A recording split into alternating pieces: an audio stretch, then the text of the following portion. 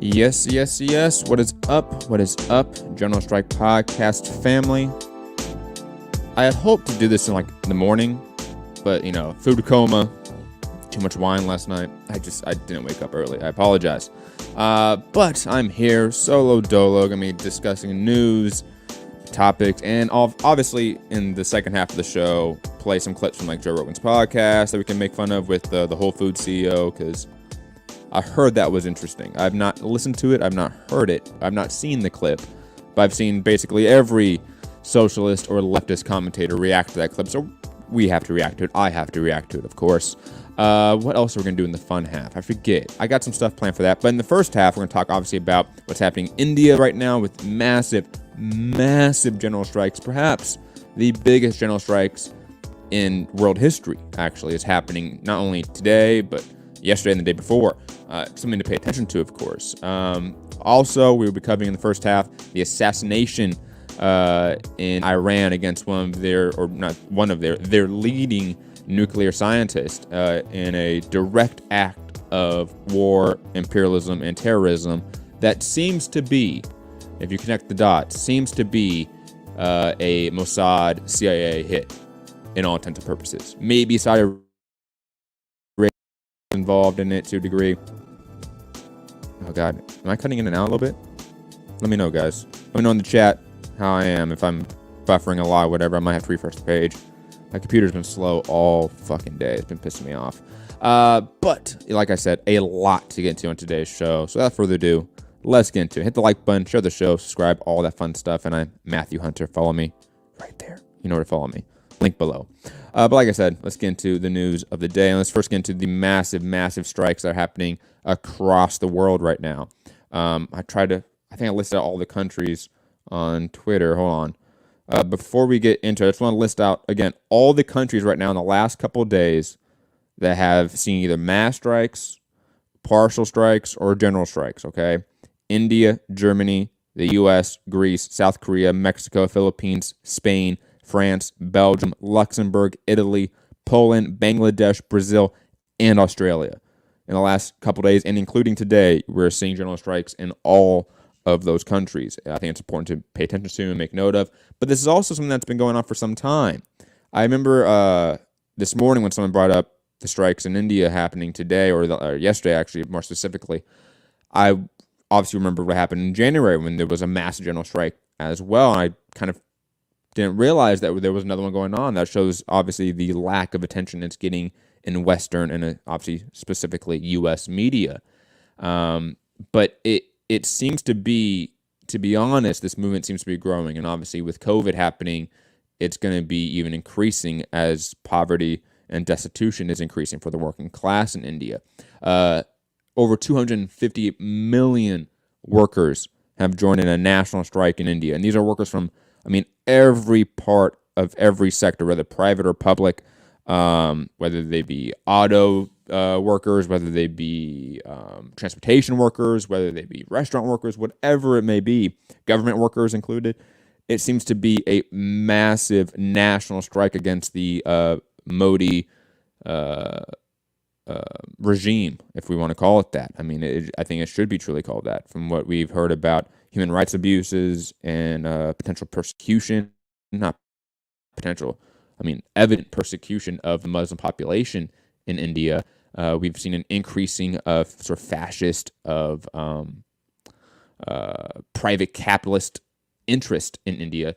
And it's been going on for some time. It's been going on for decades, to be honest. And the rise of India on the global stage of capitalism and the rising, or at least in terms of how it's portrayed, the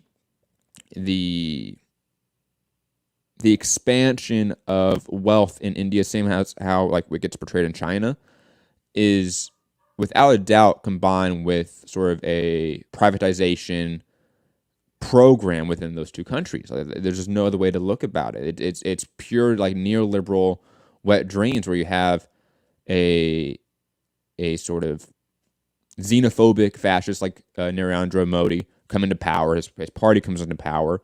You have a country that has a lot of nationalized services like healthcare and such, unemployment benefits and the like, and you see this systemic stripping away. I mean, Social Security is being attacked within India, and it will not be surprising that this is, and again, an increasing issue, because right now, I think at the beginning of this year, we had almost 80 million people that are unemployed in India right now. That's almost 100 million people are unemployed in India. Okay? And obviously with COVID happening in between that time, and at this point, I think it's almost 150,000 people have died in India, but we do know that is severely underreported due to the lack of testing done in India, that this issue would be exacerbated in extreme ways.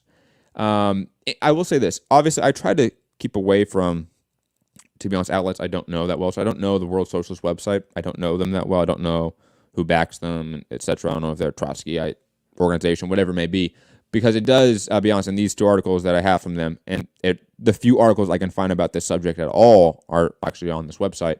They talk about the sort of labor union leadership and Stalinist organizations, to be honest. That's why I think it might be a Trotskyite website, sort of exploiting the issue in India right now, and that these sort of leftist parties and labor unions within India have progressively or regressively sort of aligned themselves with the state, with sort of pro-capitalist interests, with pro-privatization initiatives. And there seems to be a sort of concern, I would say, at least from what these articles portray, as to the lack of sort of socialist leftist leadership in this movement right now. It seems to be co-opted by reactionary forces. Something to pay attention to. And like I said, this is not just happening in India, and obviously this is for a myriad of issues across the world. General strikes in Greece right now, yesterday, will disrupt the public transportation. We've seen mass strikes in South Korea in their auto factories. And obviously today we've seen massive strikes in 15 countries from Amazon workers. And like I said, countries in North America, in Europe, and in Asia. I mean, over a dozen countries right now are striking due to pro-austerity measures, to pro-capitalist measures, to the privatization of sort of social benefits. This is going to be, I feel like we're in this sort of pinpoint in history, to be honest, where so much is happening. This sort of acceleration of history is happening as well. And, you know, we talk about this often, as well, the sort of the radicalization that we've been seeing. Not only the right, because I think that gets talked about a lot in the media, is how like the right has been radicalized, especially in the U.S., but sort of an equal measure in a way, and sort of has to be, the left and sort of workers organizations have risen in the last decade and have been radicalized far more in the last decade than what we've seen in the last 50 years, to be honest. Like, you go from 2008 from 1960 to 2008. Think about the way leftist movements and organizations were treated, how much they were repressed and persecuted amongst that time, and how it was so hard to really gain any traction. That's why you saw this rise of neoliberalism in the 80s and 90s that I think directly led to sort of the Occupy movement and obviously the crash and recession in 2007 and 8. You know, that sort of extreme event, obviously the recession in 2007, 2008, that led to massive radicalization of the right, but obviously led to a massive radicalization of the left. And where that takes us, I don't know, to be honest. But it seems like we are trending in the right direction when it comes to attacking key points in sort of the globalization of capital, right? You know, talking about like massive strikes in India. When we talk about an international proletariat revolution, we have to center countries that are the most exploited by sort of neoliberal globalization, right? So like India, for example, China, these are countries that we have to focus on, and we have to work on creating true socialist revolutions within those countries. Because otherwise, I don't think we ever really deal with the capitalist issue that we have from a global perspective. Because, let's say we have a socialist revolution in the U.S., which is still, I think, a pipe dream in today's age right now. Like that would not be feasible right now in today's time. But let's say, years from now, we can do it. I don't think that really solves the issue. To be honest, just like the revolution against Tsarist Russia didn't solve capitalist interests across the world. Of course not. It can't. So it's just interesting to pay attention to as we see this, again, massive rise in a radicalized workforce, labor force, again, from across the world, that we have to sort of galvanize those moments and these people and these movements and progress them towards a socialist horizon. That's just the reality. Next topic, though, on the docket, let's get to what happened with Mohsen. Oh, God, I just learned the pronunciation. Now I forgot it. I apologize. It's a hard name to pronounce. Mohsen. God. Mohsen Fakhrizadeh. Mohsen Fakhrizadeh, I think it's how you, again, probably butchered that pronunciation. But Iran's top nuclear scientist was assassinated near the capital of Iran today. And obviously we're going to see a lot from Western media about him being the alleged, air quotes, leader of the nuclear weapons program that doesn't exist, and the father of the bomb, and that's the quote that was used on Fox News, in Iran. And I just want to remind everyone, Iran does not have any nuclear bombs, warheads at all. They do not have a nuclear arms program at all, and that is just a myth. Okay? I just want to point that out. But you're going to see a lot from Western media about how he is the top, nuclear bomb expert, so to speak, in Iran, and how that will be not an overt excuse for why this happened, but a casual, just throw out there by Western media. Let's be honest. That's what they do. Give excuses to imperialism. Now, I want to remind people, like I said, Iran does not have a nuclear weapons program, and Iran has no nuclear bombs. Also, do you know who does have a nuclear weapons program and who does have over 80 nuclear warheads? Israel. That's who has the nuclear weapons program and the nuclear warheads. It's not Iran. It's Israel. And it's not like a covert one. They have an overt nuclear weapons program. Okay? They overtly have 80 nuclear weapons at their disposal. Not Iran. So think about the power dynamic there, right? You're talking about, and again, obviously, if you have U.S. intervention in this process of the assassination, which I would assume, to be quite honest, with the U.S.'s history of assassinating and overthrowing Iranian leaders, it's not a unknown fact. You have Mossadegh in the 50s. You have Soleimani just a couple of years ago or just a year ago. So, again, not new information. This is not a shock to us. And plus, we have 4 days ago, okay, we had Netanyahu meeting with the Crown Prince, or was it Crown Prince, right, of Saudi Arabia. You have Mike Pompeo all at this meeting. And the big discussion was normalization. That was the word that they used. Normalization of relations, obviously, with Saudi Arabia, with Israel. Two countries I'm pretty sure have never officially been at war, as with how the UAE and the peace negotiations, the Abraham Accords, are just a PR stunt, because the UAE and Israel have never been in war. And in fact, the UAE has given them, I think, over $30 billion worth of arms. So, yeah, that big peace agreement changed everything. And on top of the whole normalization factor, Mike Pompeo has been explicit. So is Netanyahu. They've been explicit with the idea of forming this alliance with countries like Israel, Saudi Arabia, UAE, against, I'll include Bahrain as too, against Iranian interest, to be honest.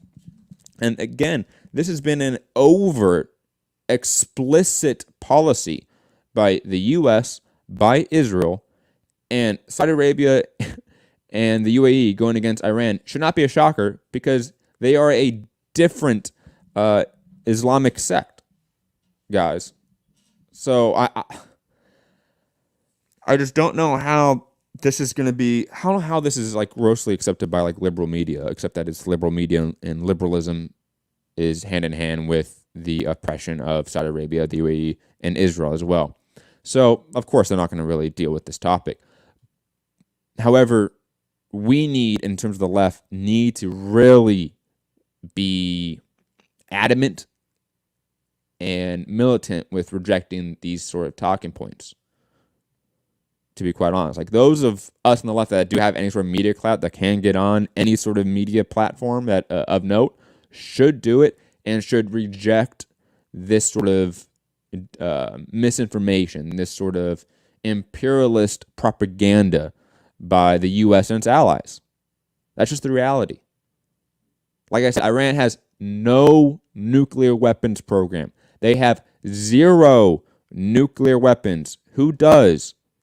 Well, the U.S. has a lot of nuclear weapons and a nuclear weapons program. Who else does? Israel. They have a nuclear weapons program as well. I forget if Saudi Arabia has a nuclear... Oh my God, I see a little fascist in the chat. Hey, I talked about the strikes in India already. Poor guy is very upset. Very upset. Oh, God. I love them. What else do we have here? On this point of Iran and how to like deal with it, because I'm not a big fan of the Iranian government, of course, because they're a theocracy as well. There's issues with that. There's issues with Iranian oppression within its own country. But if you look at the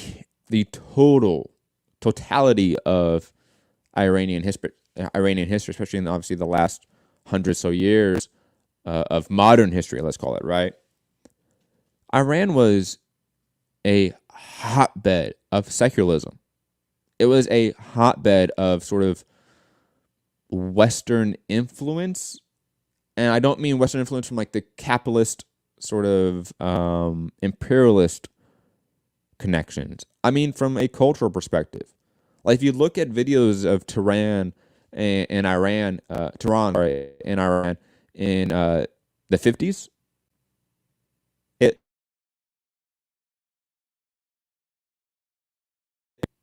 what I think we'll assume Israel looks like today. Like in terms of the secularism and the culture and the dress, it's just a vastly different country. And who was in charge of that country at that time? It was Mossadegh. They kind of the run-of-the-mill like democratic socialists who had obviously ties to the Soviet Union at the time and wanted to nationalize the oil reserves. Who didn't want that? The British Empire and the U.S. Empire.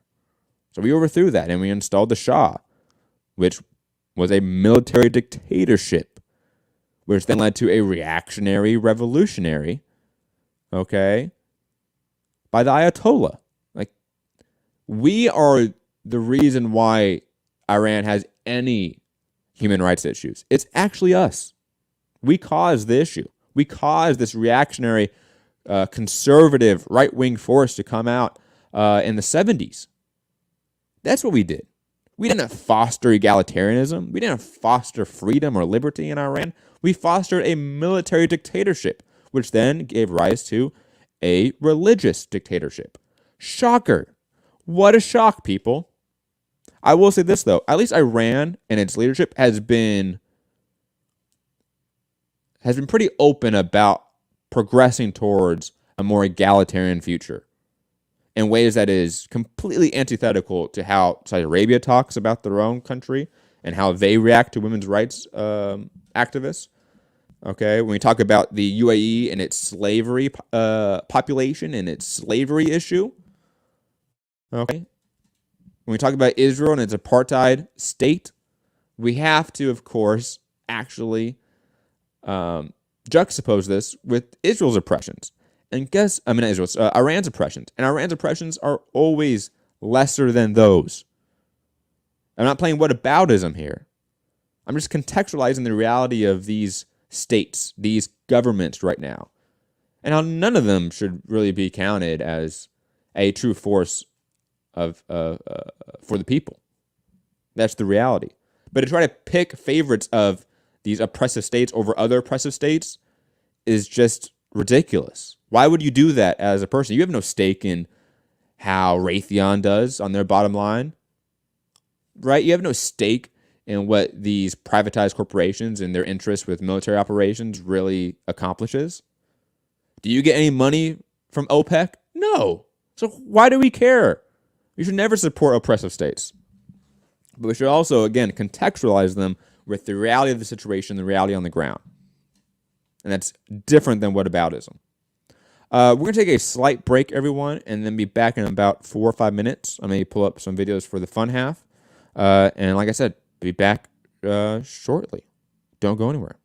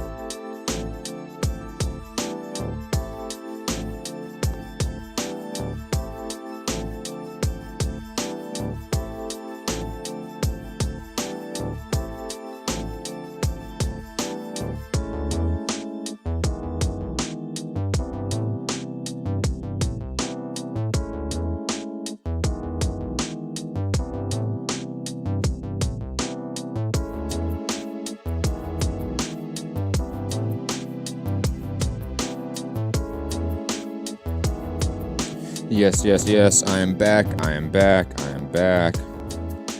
I had to pull up the videos for the show. Let's get into this whole Whole Foods CEO defending capitalism, and apparently like Joe Rogan defending socialism, which is I've seen the headline, so I'm curious as to the narratives being spun here, the talking points, the information being given to a massive audience. So let's check it out. Hold on. Pull it up. All right, let's get to it.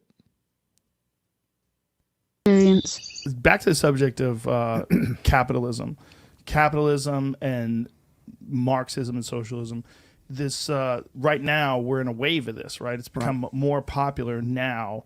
I would say over the last, particularly during the Trump administrations, the concept of socialism at least has become more publicly discussed than any time that I can remember in my life. Why do you think that is? I think it's because the generation that's coming up is, I mean, you have to understand the academic community. I am so, before he starts, I gotta say, I'm so excited to watch this video because the idea of I mean, what's this dude's like net worth? I mean, is he a billionaire or a millionaire? Let's check. Okay.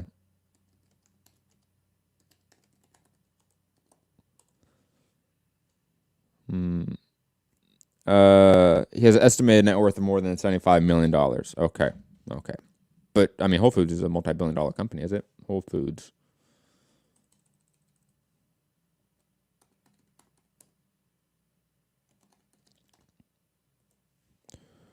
Oh, my God. Oh, my God. I forgot about that. Yeah, Amazon.com bought Whole Foods for $13.7 billion.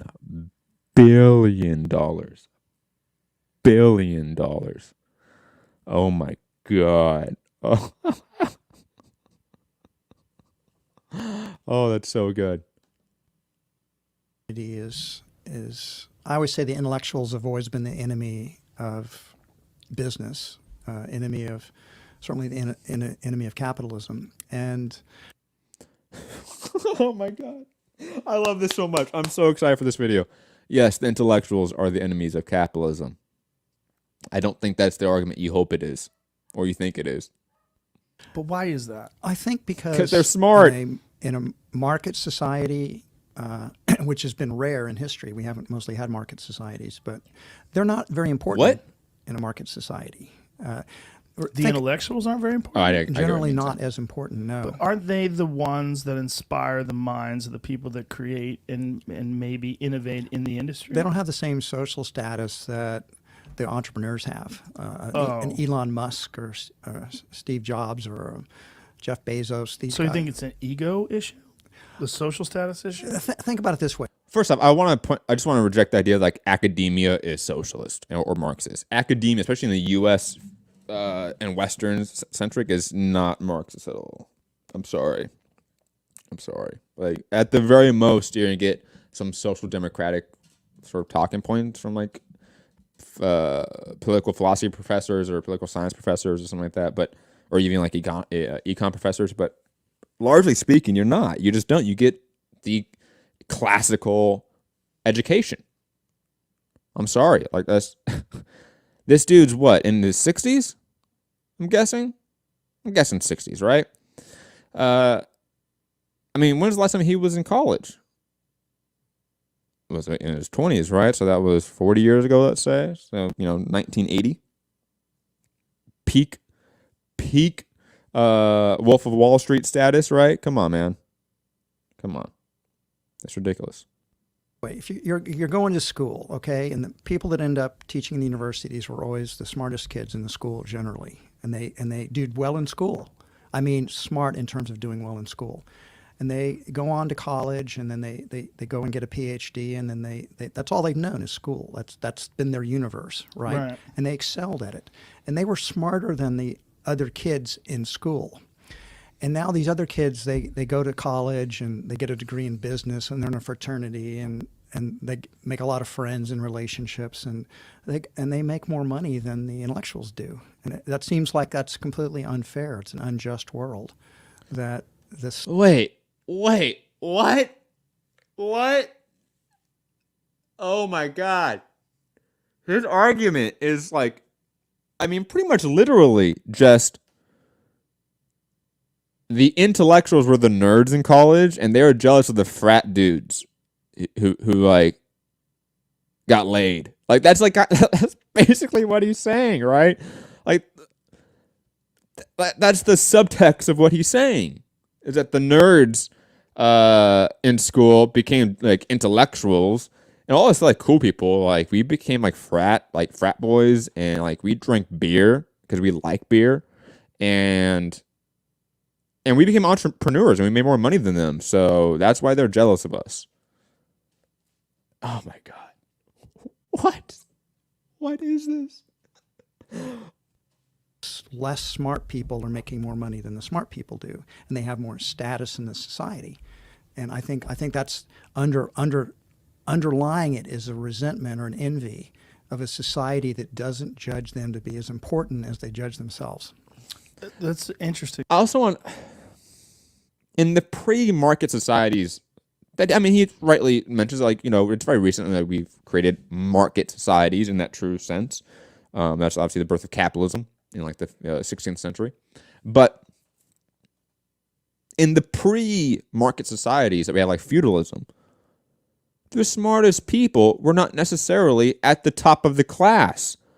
Who were the top class in feudalism? Was it the intellectuals?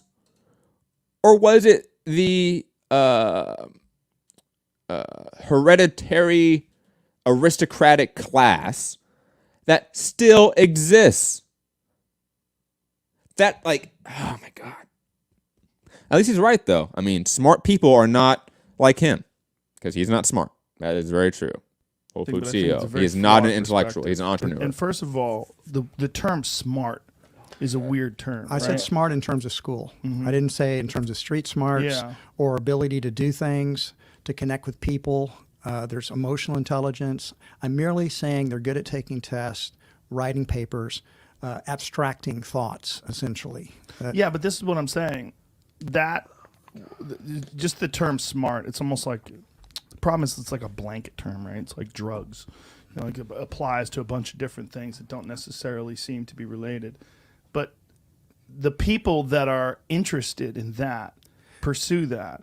The fact that they can't understand that there's an like Elon Musk is a great example. If you don't think Elon Musk is intelligent, you're either you're not very intelligent yourself. Yeah. You don't think Elon Musk is intelligent. You're delusional, or you're a liar, or you're in denial. Right. It's one of those things. Is something wrong with the way you think? He's clearly. The left does not think Elon Musk is an idiot. We think he's a predatory capitalist fucking robber baron. Okay? That's what we think. Intelligent. But there's people that call him a fool. And that, like, the guy's running like 4 different businesses simultaneously. They're all successful.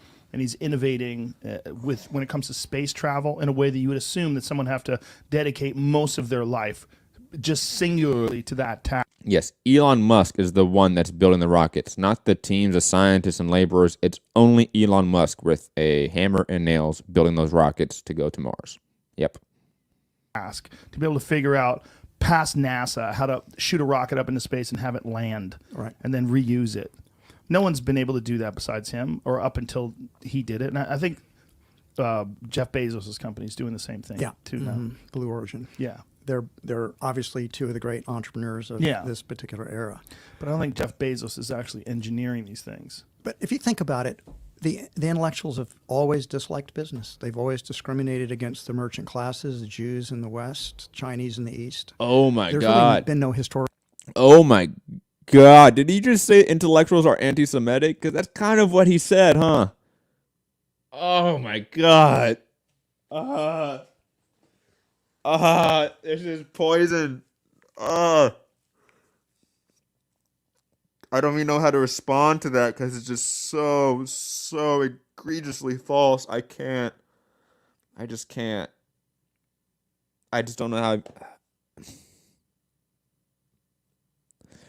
One, we, in terms of Western Europe, if I can speak for them, we, long ago, decided that money lending, okay, the idea of being a creditor and all that, was immoral. So we didn't want to deal with it, us good Christians. So we made the Jewish people be moneylenders in Europe. That happened.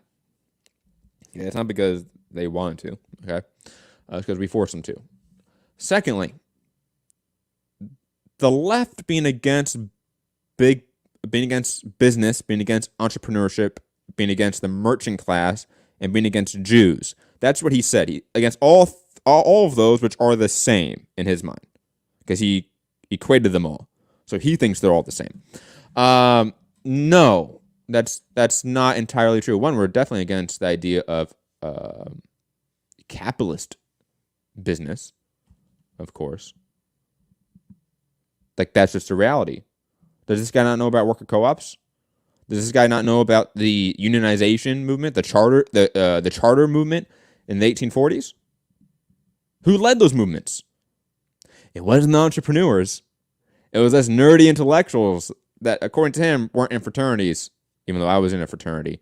And we didn't get laid in college, even though I was in a fraternity, and you know what happens. So, I mean, like, what are we talking about here? Like, what are we saying? Like, this is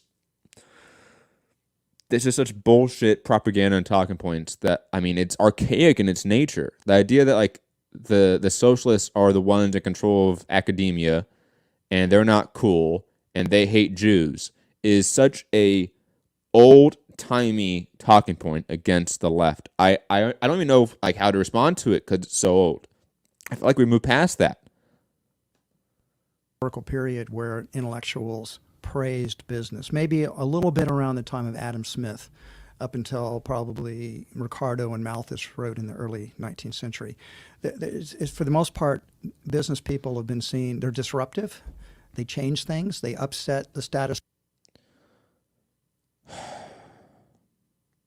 For those who want to know more about Adam Smith, I have a whole video dedicated to Adam Smith and Jean-Jacques Rousseau and the Enlightenment, and how what he is saying about Adam Smith is just completely false.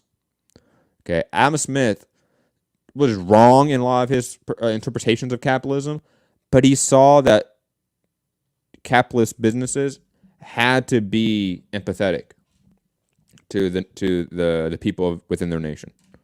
Okay, he rejected neoliberal globalization. He didn't think it would exist. He was naive in his thought. He was wrong in his thought.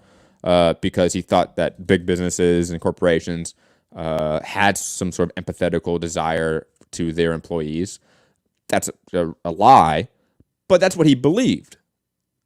I mean, the idea that Adam Smith was a guy that was like completely in favor of laissez-faire capitalism, which is the current capitalism that we have in a lot of ways, is just egregious and wrong in every way. Like if you listen to classical economists talk about Adam Smith, it's usually incorrectly framed.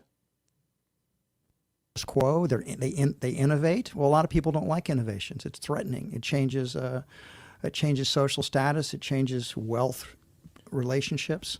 That it's almost like capitalism is like a genie that got out of the bottle, and they're trying very hard to stuff the genie back in the bottle as much as they can. Well, I think if you think about it that way, you'll understand we're never going to win the intellectuals over.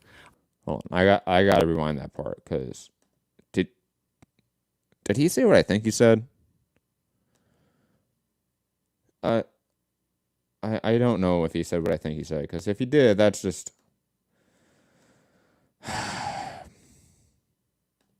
they change things, they upset the status quo, they innovate. Well, a lot of people don't like innovations. It's threatening. It changes social status. It changes wealth relationships.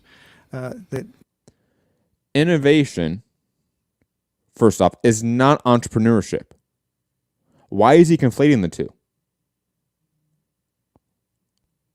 Why? To conflate them is just, one, incorrect from an empirical standpoint, and two, from like a definitional standpoint. Like, they're just not the same thing. And there's not a causality effect with them either. Like, entrepreneurship does not cause innovation by default. We have plenty of entrepreneurs that fail. And, I mean, statistically, far more that do fail. Far more that go out of business. Why? Because of the monopolization of capitalism that is inherent in its system. Okay? Capitalism was started by the aristocratic class in England. Okay? And it was basically just an ability to separate the political and economic clout and power while still having both. Okay? So the inception of capitalism was held by the very few within the society. It wasn't this concept that like everyone was given entrepreneurship and then slowly over time we morphed into like some monopolies and we have to deal with that. No, monopolies are an inherent sort of birthmark of capitalism. Ridiculous. But let's keep playing this because that's just I'm sorry.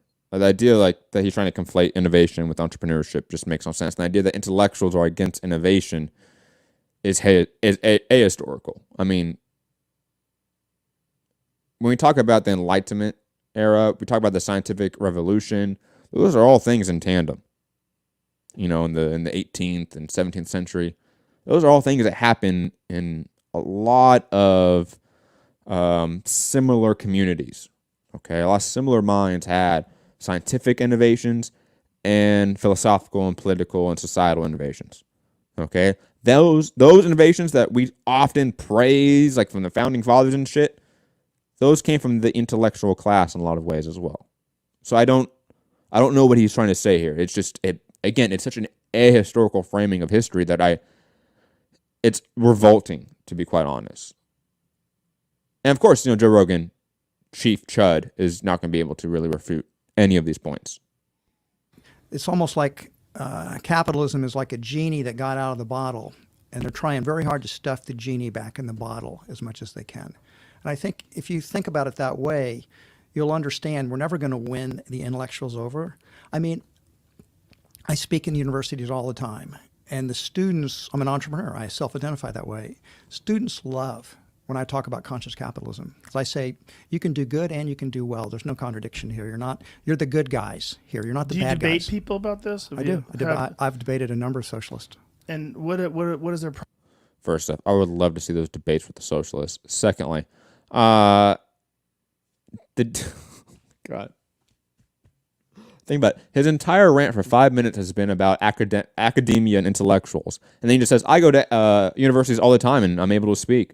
And people love me there.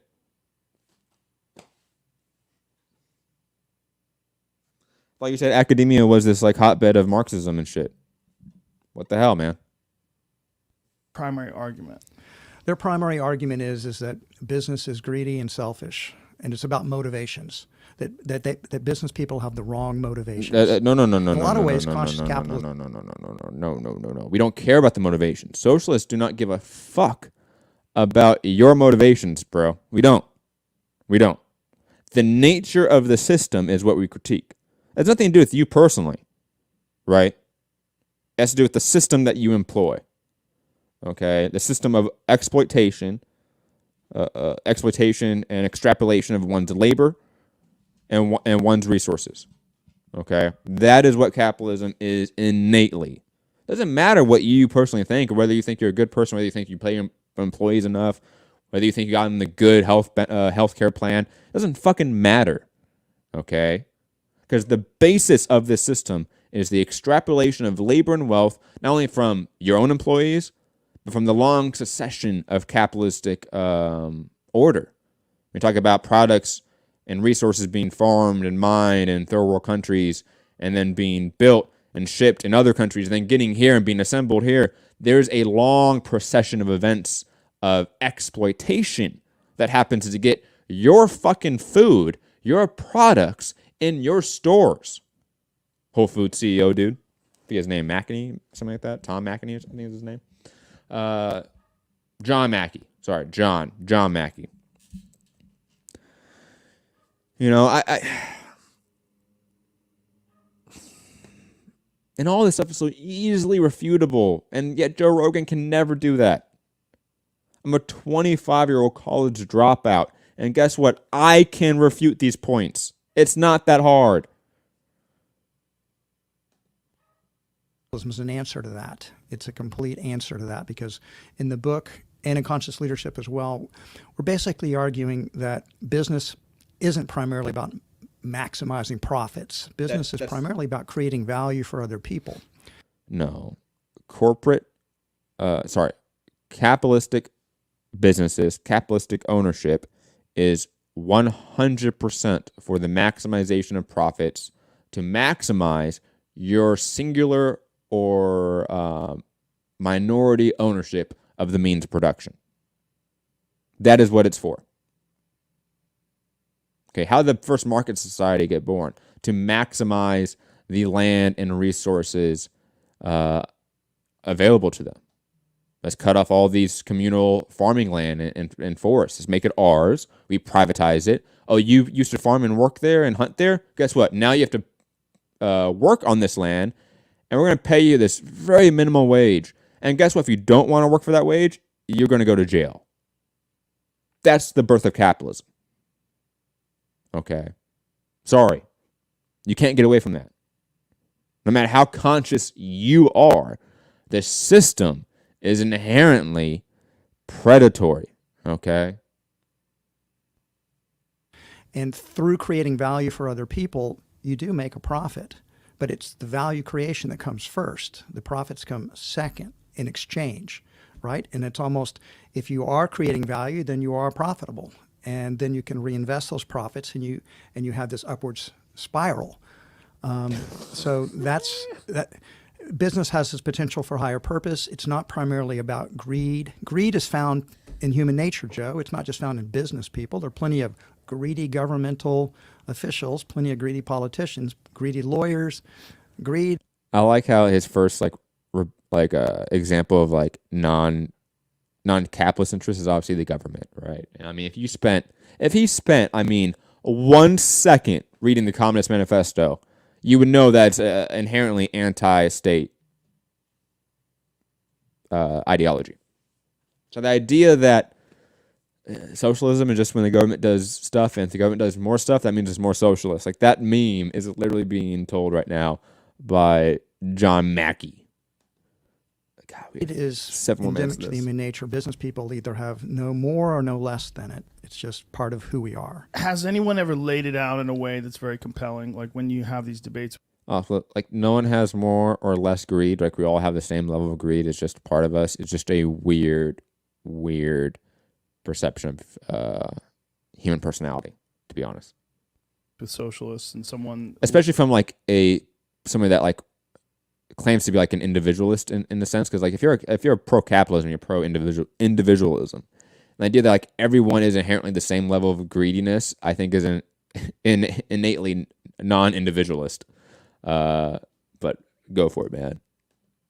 Has anyone ever laid it out in a way that's very compelling? Like when you have these debates with socialists and has anyone ever laid it out in a way where they have a point where you see their point?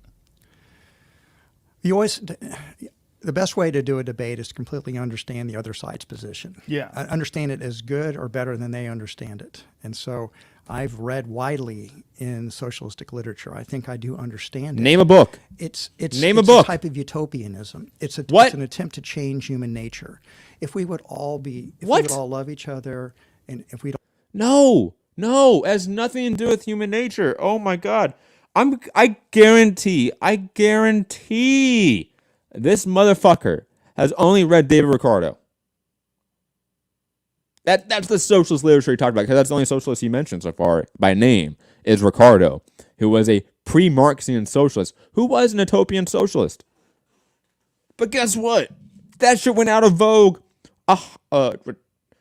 200 years ago. Like the 1820s was like kind of like the last of utopian socialism, being like the peak of socialist philosophy. Right after that, you get anarchism and Marxism that became in vogue, to use that term, right? So, no, like, again, and Marxism is innately not idealistic. It's innately not utopian. There's tons of works by Marx against utopian socialism. There's works by Friedrich Engels against utopian socialism. It's utopian or scientific socialism is the name of the book. And guess what? There is a scientific approach when they come to systems of order within society and within economics.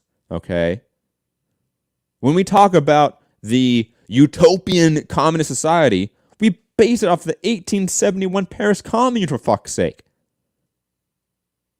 An historical event, an historical organization that happened and materialized and was a revolutionary moment. That's the basis of communist society, not state, not government, but society, right? Because we are for the withering away or the abolition of the state, depending who you ask. But regardless, we are anti-state, anti-capital. Okay? And that's not about changing human nature. That's about changing systems of order. That's all it is. The system of order we have now is the minority rule at the very, very top. You have minority ownership of businesses and corporations, okay? Minority ownership of wealth, minority ownership of the means of production. That is stored at the very top 1% and even less than 1% of our population. That's the accumulation, hoarding of wealth is in that. We want to change the system, not human nature. Change the system of order when it comes to dealing with the distribution of wealth, labor, and resources. Okay? That's it. It's not trying to create a place where like all humans are perfect. We don't even think that. What are you talking about?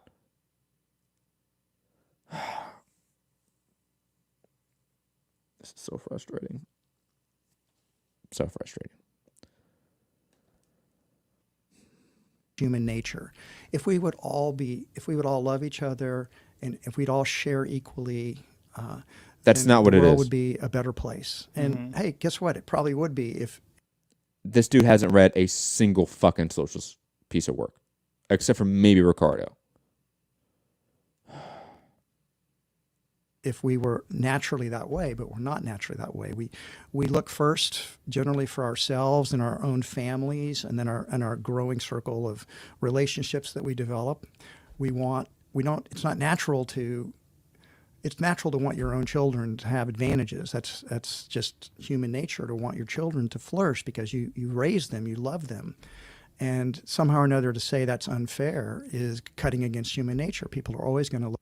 You want to talk about like what's natural? I'm talking about like a scientific evolutionary approach of like what's natural for animals and organisms.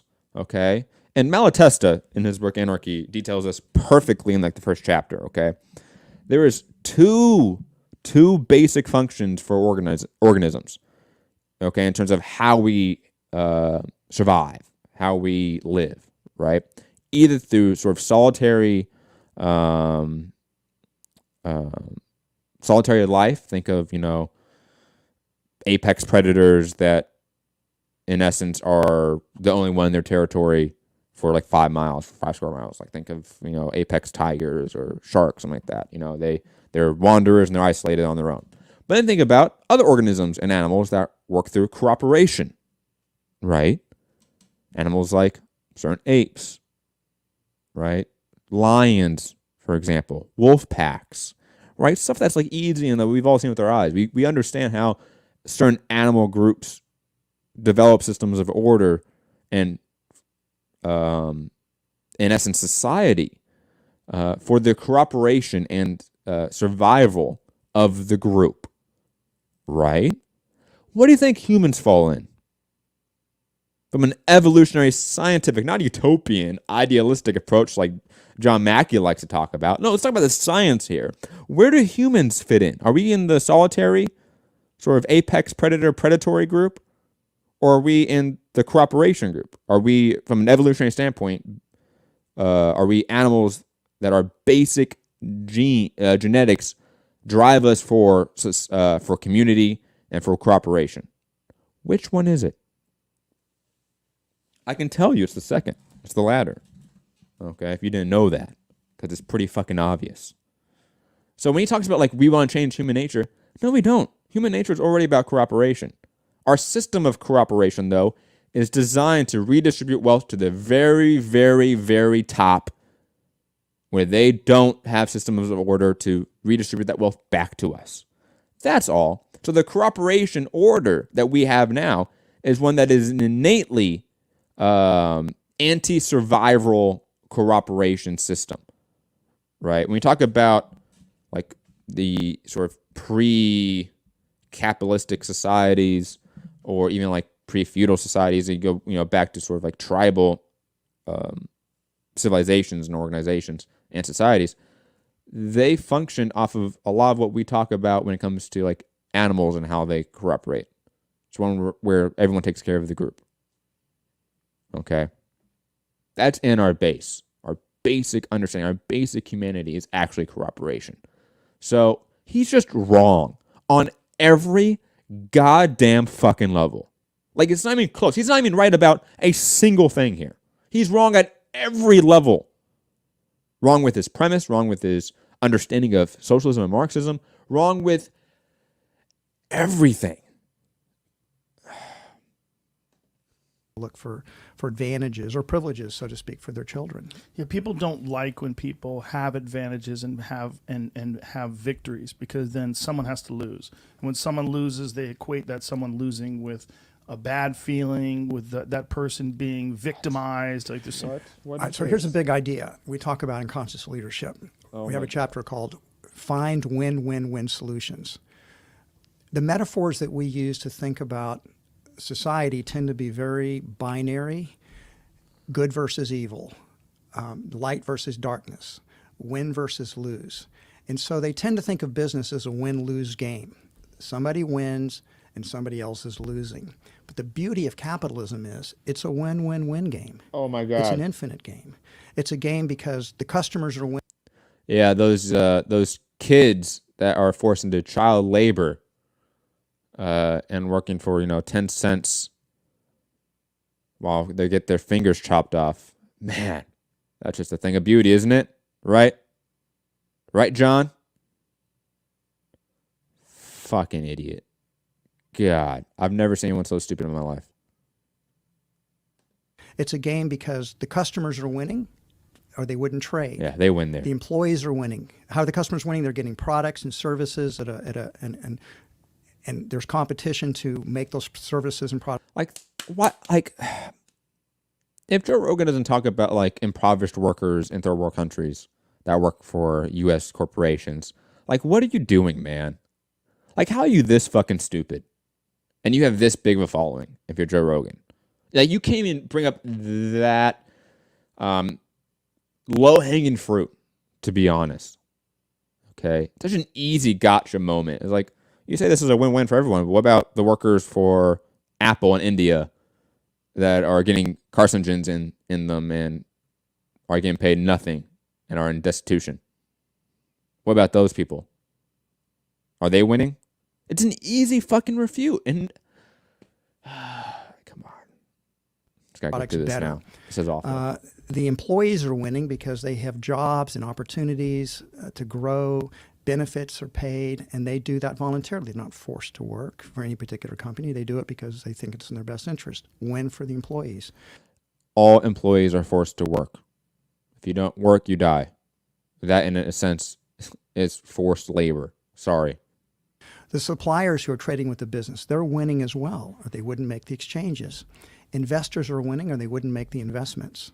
And the larger society is winning because business is the engine that creates all the money that goes into nonprofits and governments. Without business, there is no government, and there is no nonprofit sector, because those are ultimately supplied through what business creates. So business is a win-win-win game. All of these stakeholders are winning, and that's why capitalism lifts society up. Socialism is an attempt to reverse that back to a win-lose game, and that's why it always fails, and that's why capitalism How is it always an wins. attempt to bring it back to a win-lose game? Socialism always fails. Dude, like we just had the Bolivian election, bro. Like, we just had these massive social movements in Latin America. Like, Cuba still exists, for fuck's sake. Venezuela still exists. What are you talking about? These are countries that have slashed poverty in half, have better life expectancy and literacy rates than we do. Like, what are you talking about? What world do you live in? Game. In what way? the ones that are winning, so to speak, the business people are clamped down, so they're not allowed to win. It's like, we're going to take your success and we're going to redistribute it. So that, as again, you said earlier on, incentives matter. But we're going to take away the incentives for business to really flourish and succeed. This dude was clearly a frat bro in college because he talked about how frat dudes are entrepreneurs and they're the cool ones and the intellectuals are nerds in college. So we know he's a frat bro. And he's thinking these really archaic sort of paradigms and framing. I don't know how anyone eats this shit up.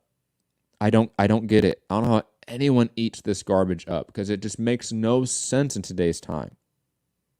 We're going to take your success and we're going to redistribute it. He's just worried about his own pockets, again, you man. said earlier on, incentives matter.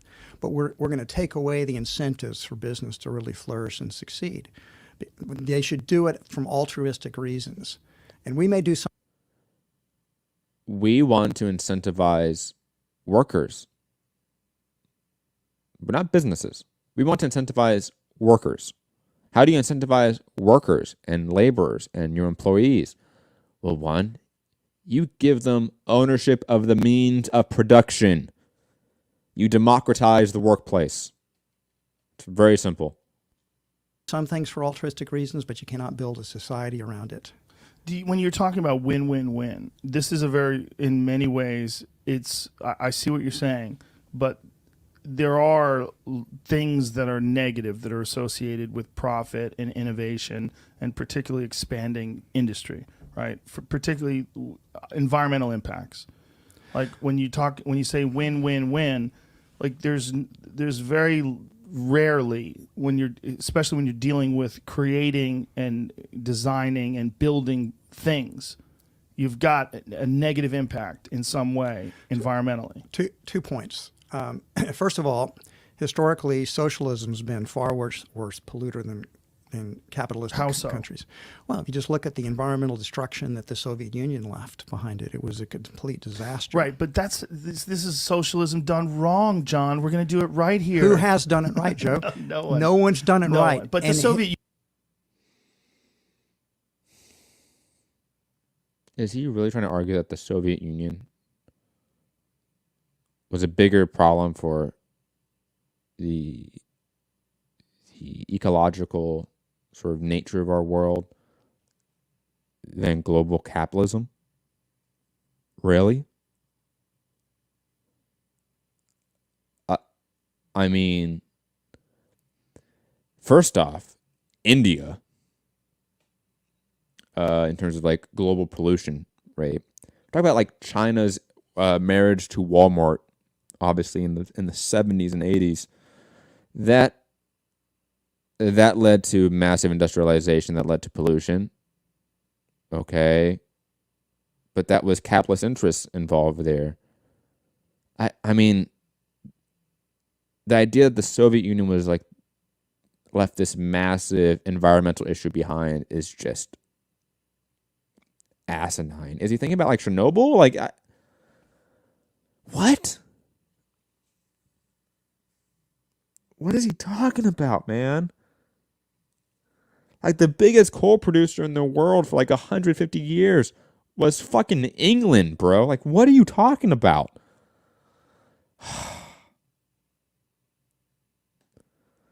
Socialism done wrong, John. We're going to do it right here. Who has done it right, Joe? No one. No one's Cuba. done it right. But the Soviet Union is a bad example. No, because Stalin was. Yeah, but all of Eastern Europe, there's no incentive to protect the common good in socialism, and they don't. What? And the government has a monopoly of all decision. Socialism is not the government. Environment. That's one of the myths. You also take away agency from people, and you What? take away their desire to do better, and without incentive. What would increase your agency as an employee?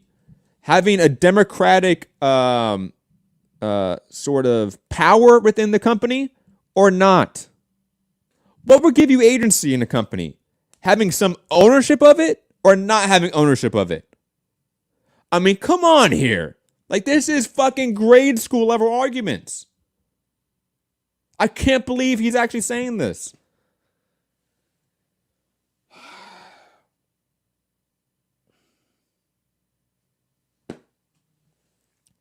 Why doesn't Joe Rogan have a fucking communist or Marxist economist on?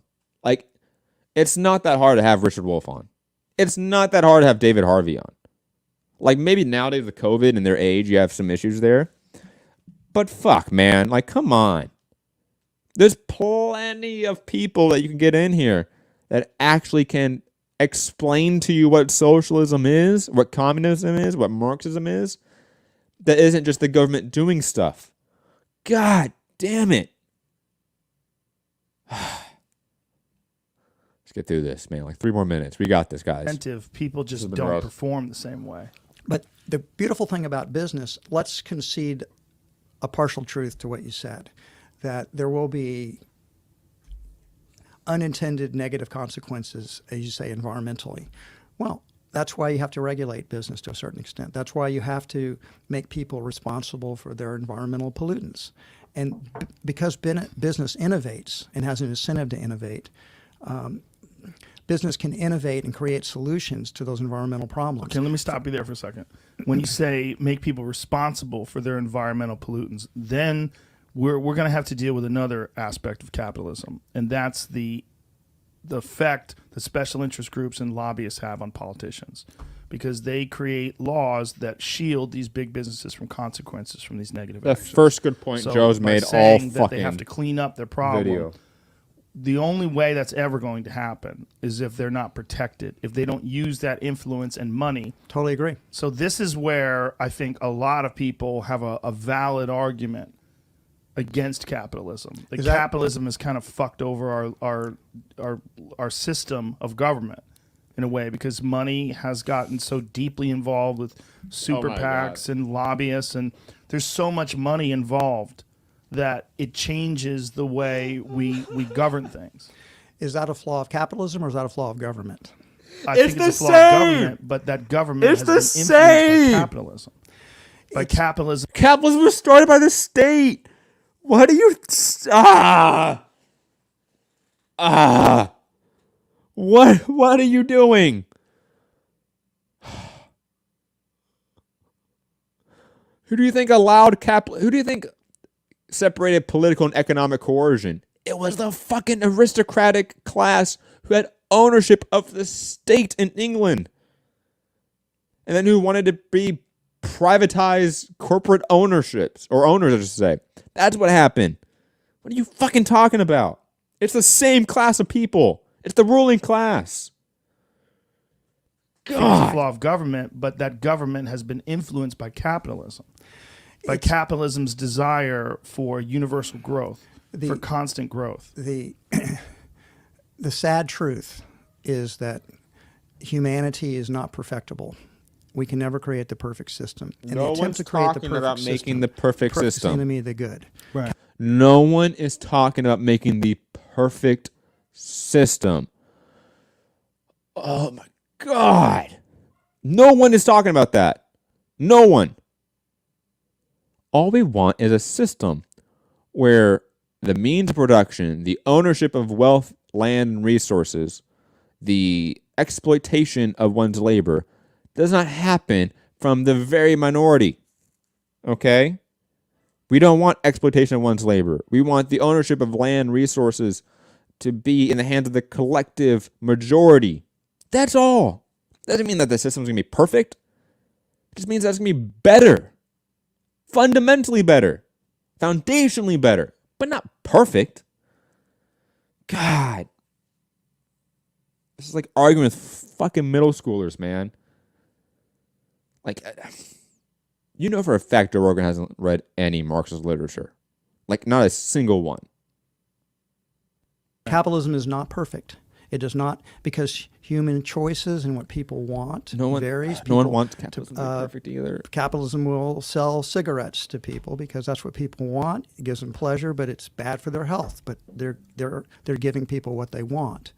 It's the same thing in any type of externality. That's not deliberately done to harm the society. It's sort of a byproduct. Right, but this is why win-win-win doesn't really work. It's not really win-win-win. It's win most of the time, but with some negative consequences that are better than the alternative, right? what you strive for. No, the best part is that like I saw so many headlines of like leftist YouTubers and shit talking about like Joe Rogan defending capitalism. If this is what you call a defense of capitalism, I don't want you to be a leftist. You're not with us, man. I'm sorry. If you think this is any sort of defense of socialism here by Joe Rogan, you need to fuck off. Or is to take those externalities or those negative consequences and try to, through good government, to minimize them or lessen them. I'll give you an example. So you used to live in LA. Well, when I went to LA back in the early 80s, it was like going to New Delhi today. I couldn't see, my lungs hurt less than 24 hours. Right. But through good regulations, the air in LA is a fraction as polluted as it was 40 years ago. We have been able to clean it up. That is an example of how you can take the worst impacts of industrialization and if he says that's an example of how capitalism innovates and fixes itself, what the fuck are you saying, bro? Because your whole argument is that the government doing stuff is socialism. That's your argument. So you're now saying that the government regulating businesses in California led to the depollution of air. Then that is inherently against your fucking premise. and ameliorate them or lessen them. Episodes of the Joe Rogan Experience. That was awful. That was the most horrendous thing I've ever watched in my life. Oh my God. That was so bad. That was so bad. There's no part of that was pro-socialist in any ways. I'm sorry. Like I saw like Vosh out there who I'll be honest, I don't want to gatekeep. I hate that, but fuck, he is annoying in terms of his framing of issues because the dude constantly attacks Marxists and communists while defending this shit and saying that this is Joe Rogan defending socialism. I just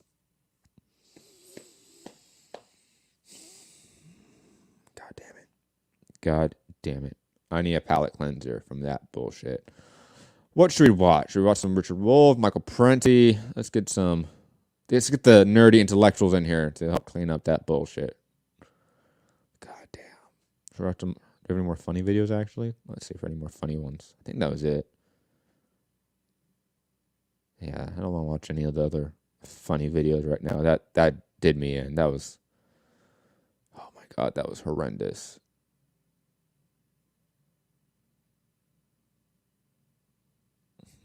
What should we watch? Let's see. I'll show you guys what we have. If anyone's in the chat, I see only like a couple people watching, which is fine. But let me know what you guys want to watch in terms of the list I have here. Some of them we already watched before. Some of them we haven't. Let me know.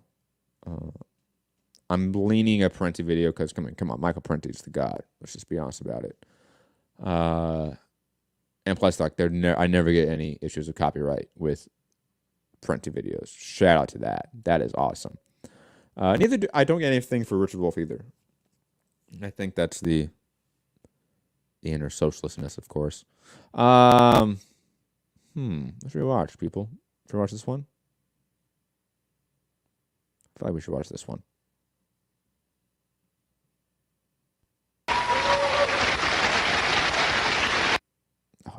Shout out to that quality, right? What year is this? I wonder what year that was filmed. Probably the 80s, I'm guessing.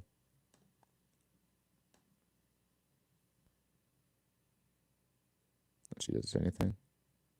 Nope.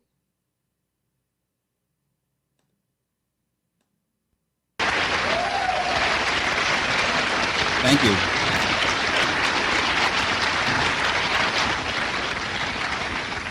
Thank you. It's very nice to be here. Can you all hear me? I don't know why. Is there a way that can be put up a little bit? Alice, you...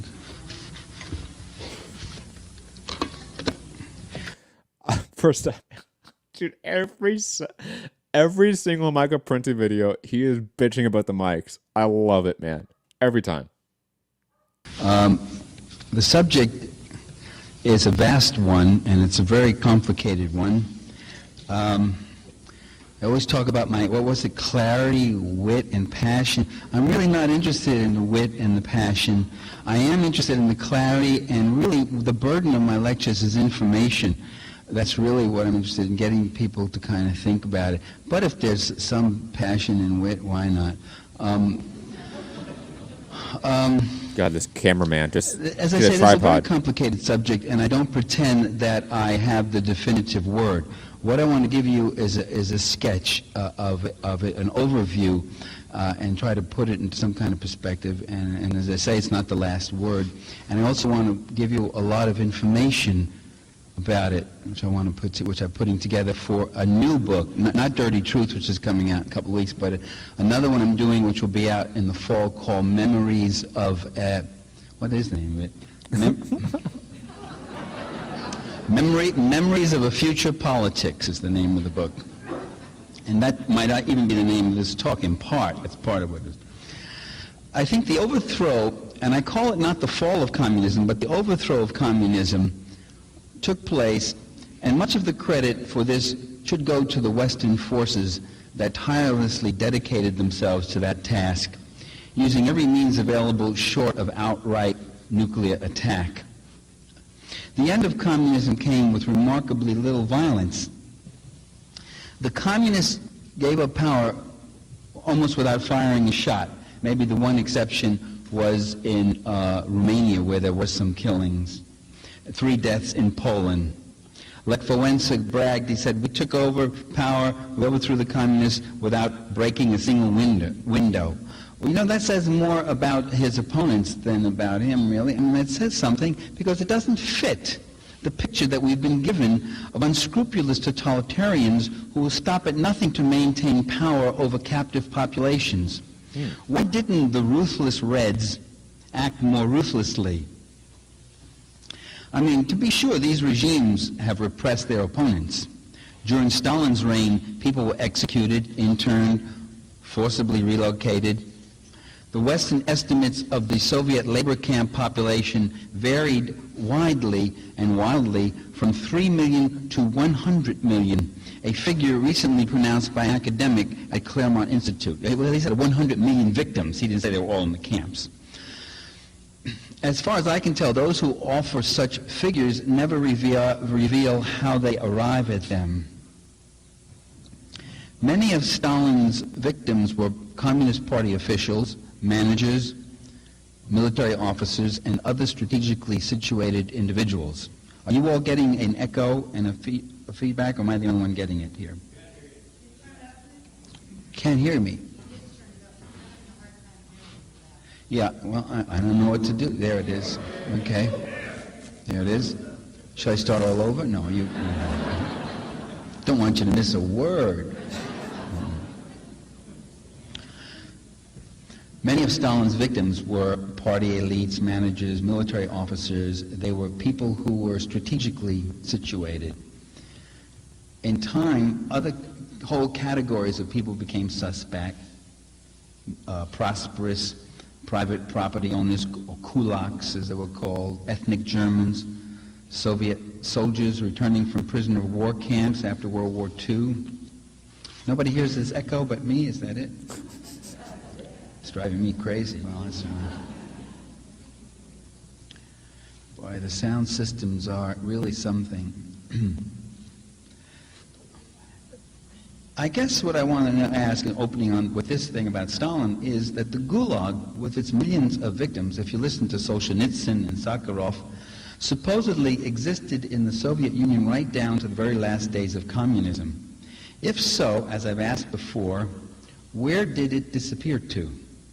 That is, when the communist states were overthrown, where were the millions of stricken victims pouring out of the internment camps with their tales of torment?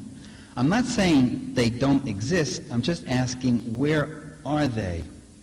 One of the last remaining camps, Perm 35, visited in 1989 and again in 90 by Western observers, held only a few dozen prisoners, some of whom were outright spies, as reported in the Washington Post.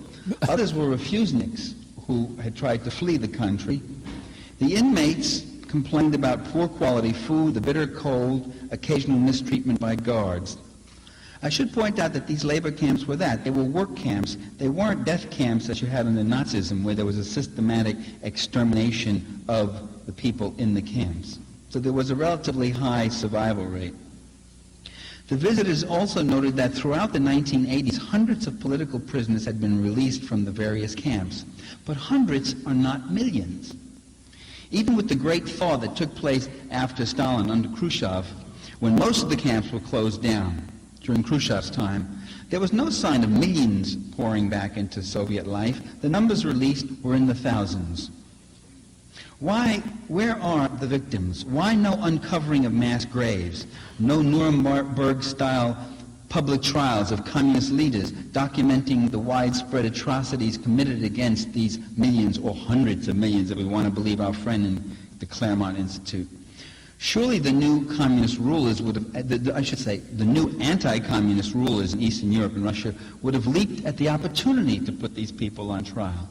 And the best that the West Germans could do was to charge East German leader Erich Honecker and 7 of his border guards with shooting persons who tried to escape over the Berlin Wall. It's a serious enough crime, that is, but it's hardly a gulag.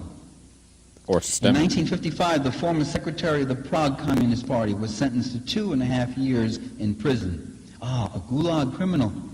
No, it was for ordering police to use tear gas and water cannons against demonstrators in 1988. Is this the best example of bloodthirsty communist oppression that the capitalist restorations could find in Czechoslovakia? An action that doesn't even qualify as a crime in most Western nations, water cannons and tear gas. Are they kidding?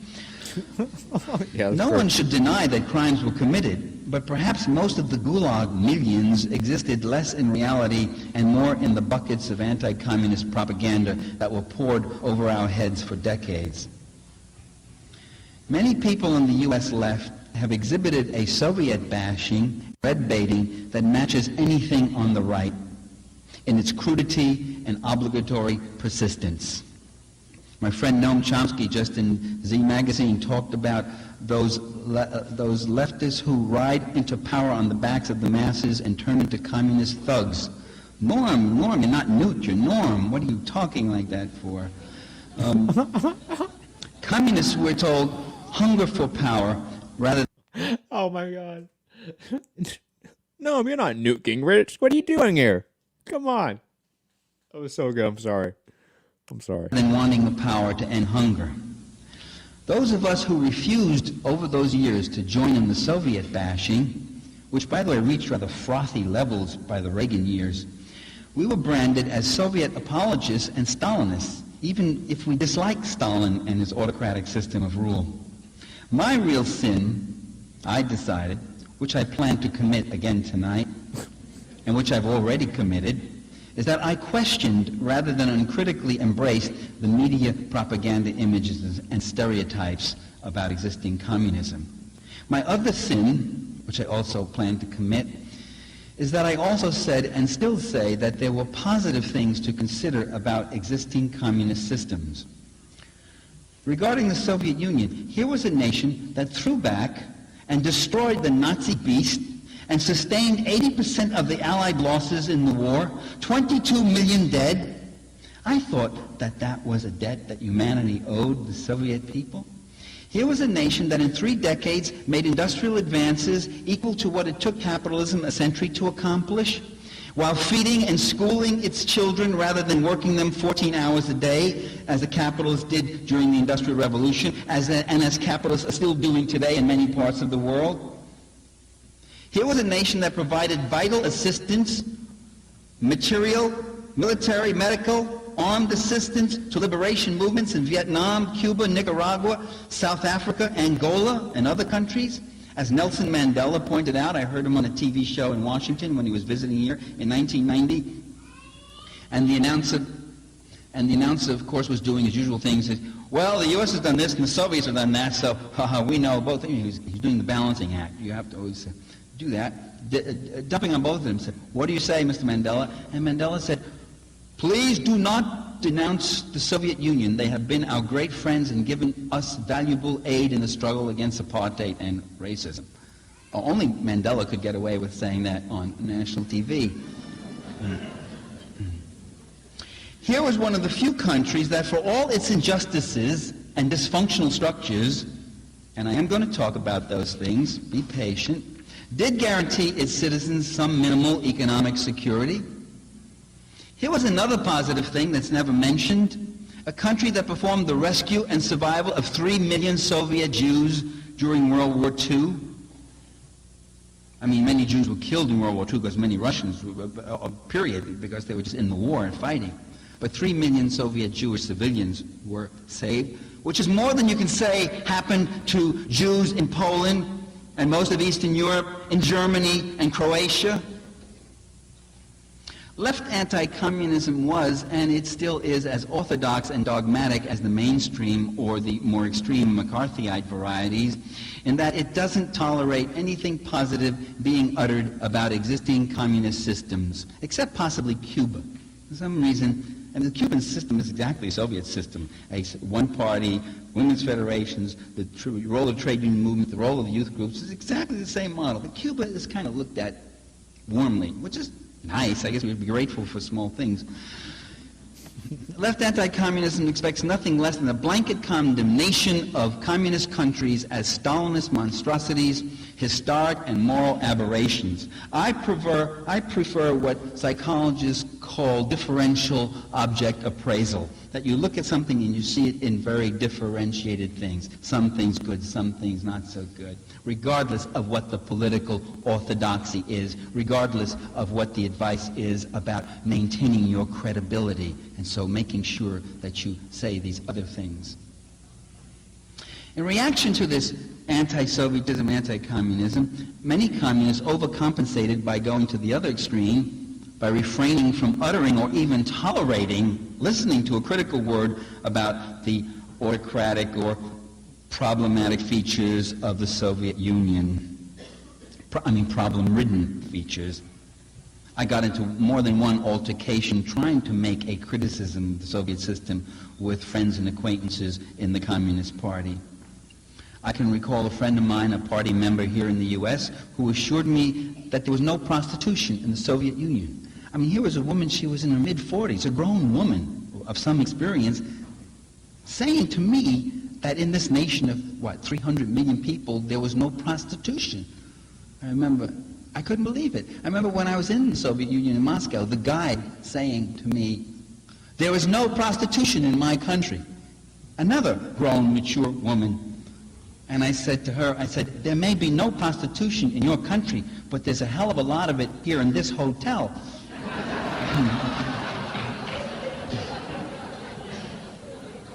Let's get real. Come on, let's get real. We're talking about this very messy, imperfect thing called a human being. And the social organizations they developed, which are even more messy and imperfect than they.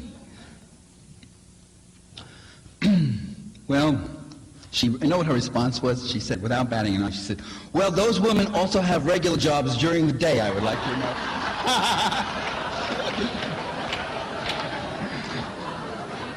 Thereby giving new meaning to the term working girl.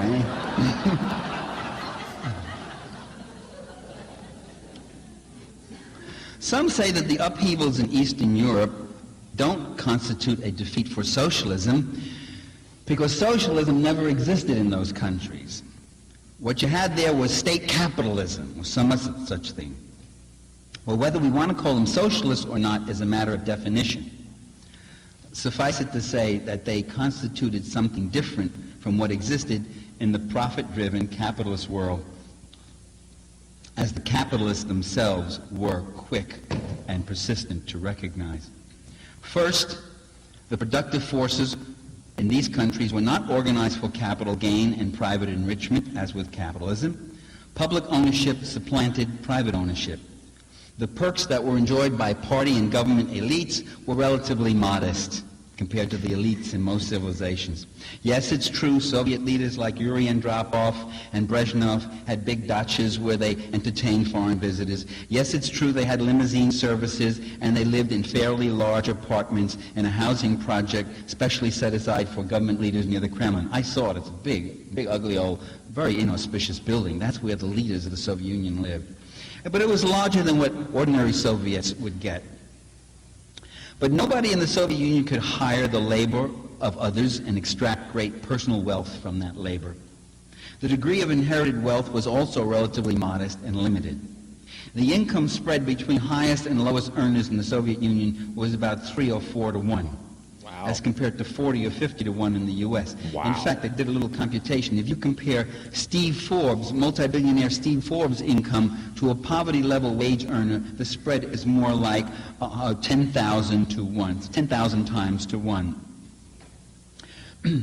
Furthermore, communist countries did not pursue the capital penetration of other countries. They didn't have a profit motive as their motive force. They didn't have a need to constantly find new investment opportunities to be able to invest more, to accumulate more, to invest more abroad as under capitalism. The Soviet Union's trade and aid relations were generally economically favorable to Eastern European nations, Cuba, and India. A real socialism, it's argued, would be controlled by the workers themselves through direct participation instead of being run by Leninists, Stalinists, Castroites, or other ill-willed, evil leaders and bureaucrats who betray revolutions, we hear. Well, unfortunately, this pure socialism view is profoundly ahistorical and non-falsifiable. By that I mean it remains untestable against the actualities of history. It compares an ideal against an imperfect reality, and sure enough, reality comes off a poor second. The pure socialist ideological anticipations remain untainted by existing practice.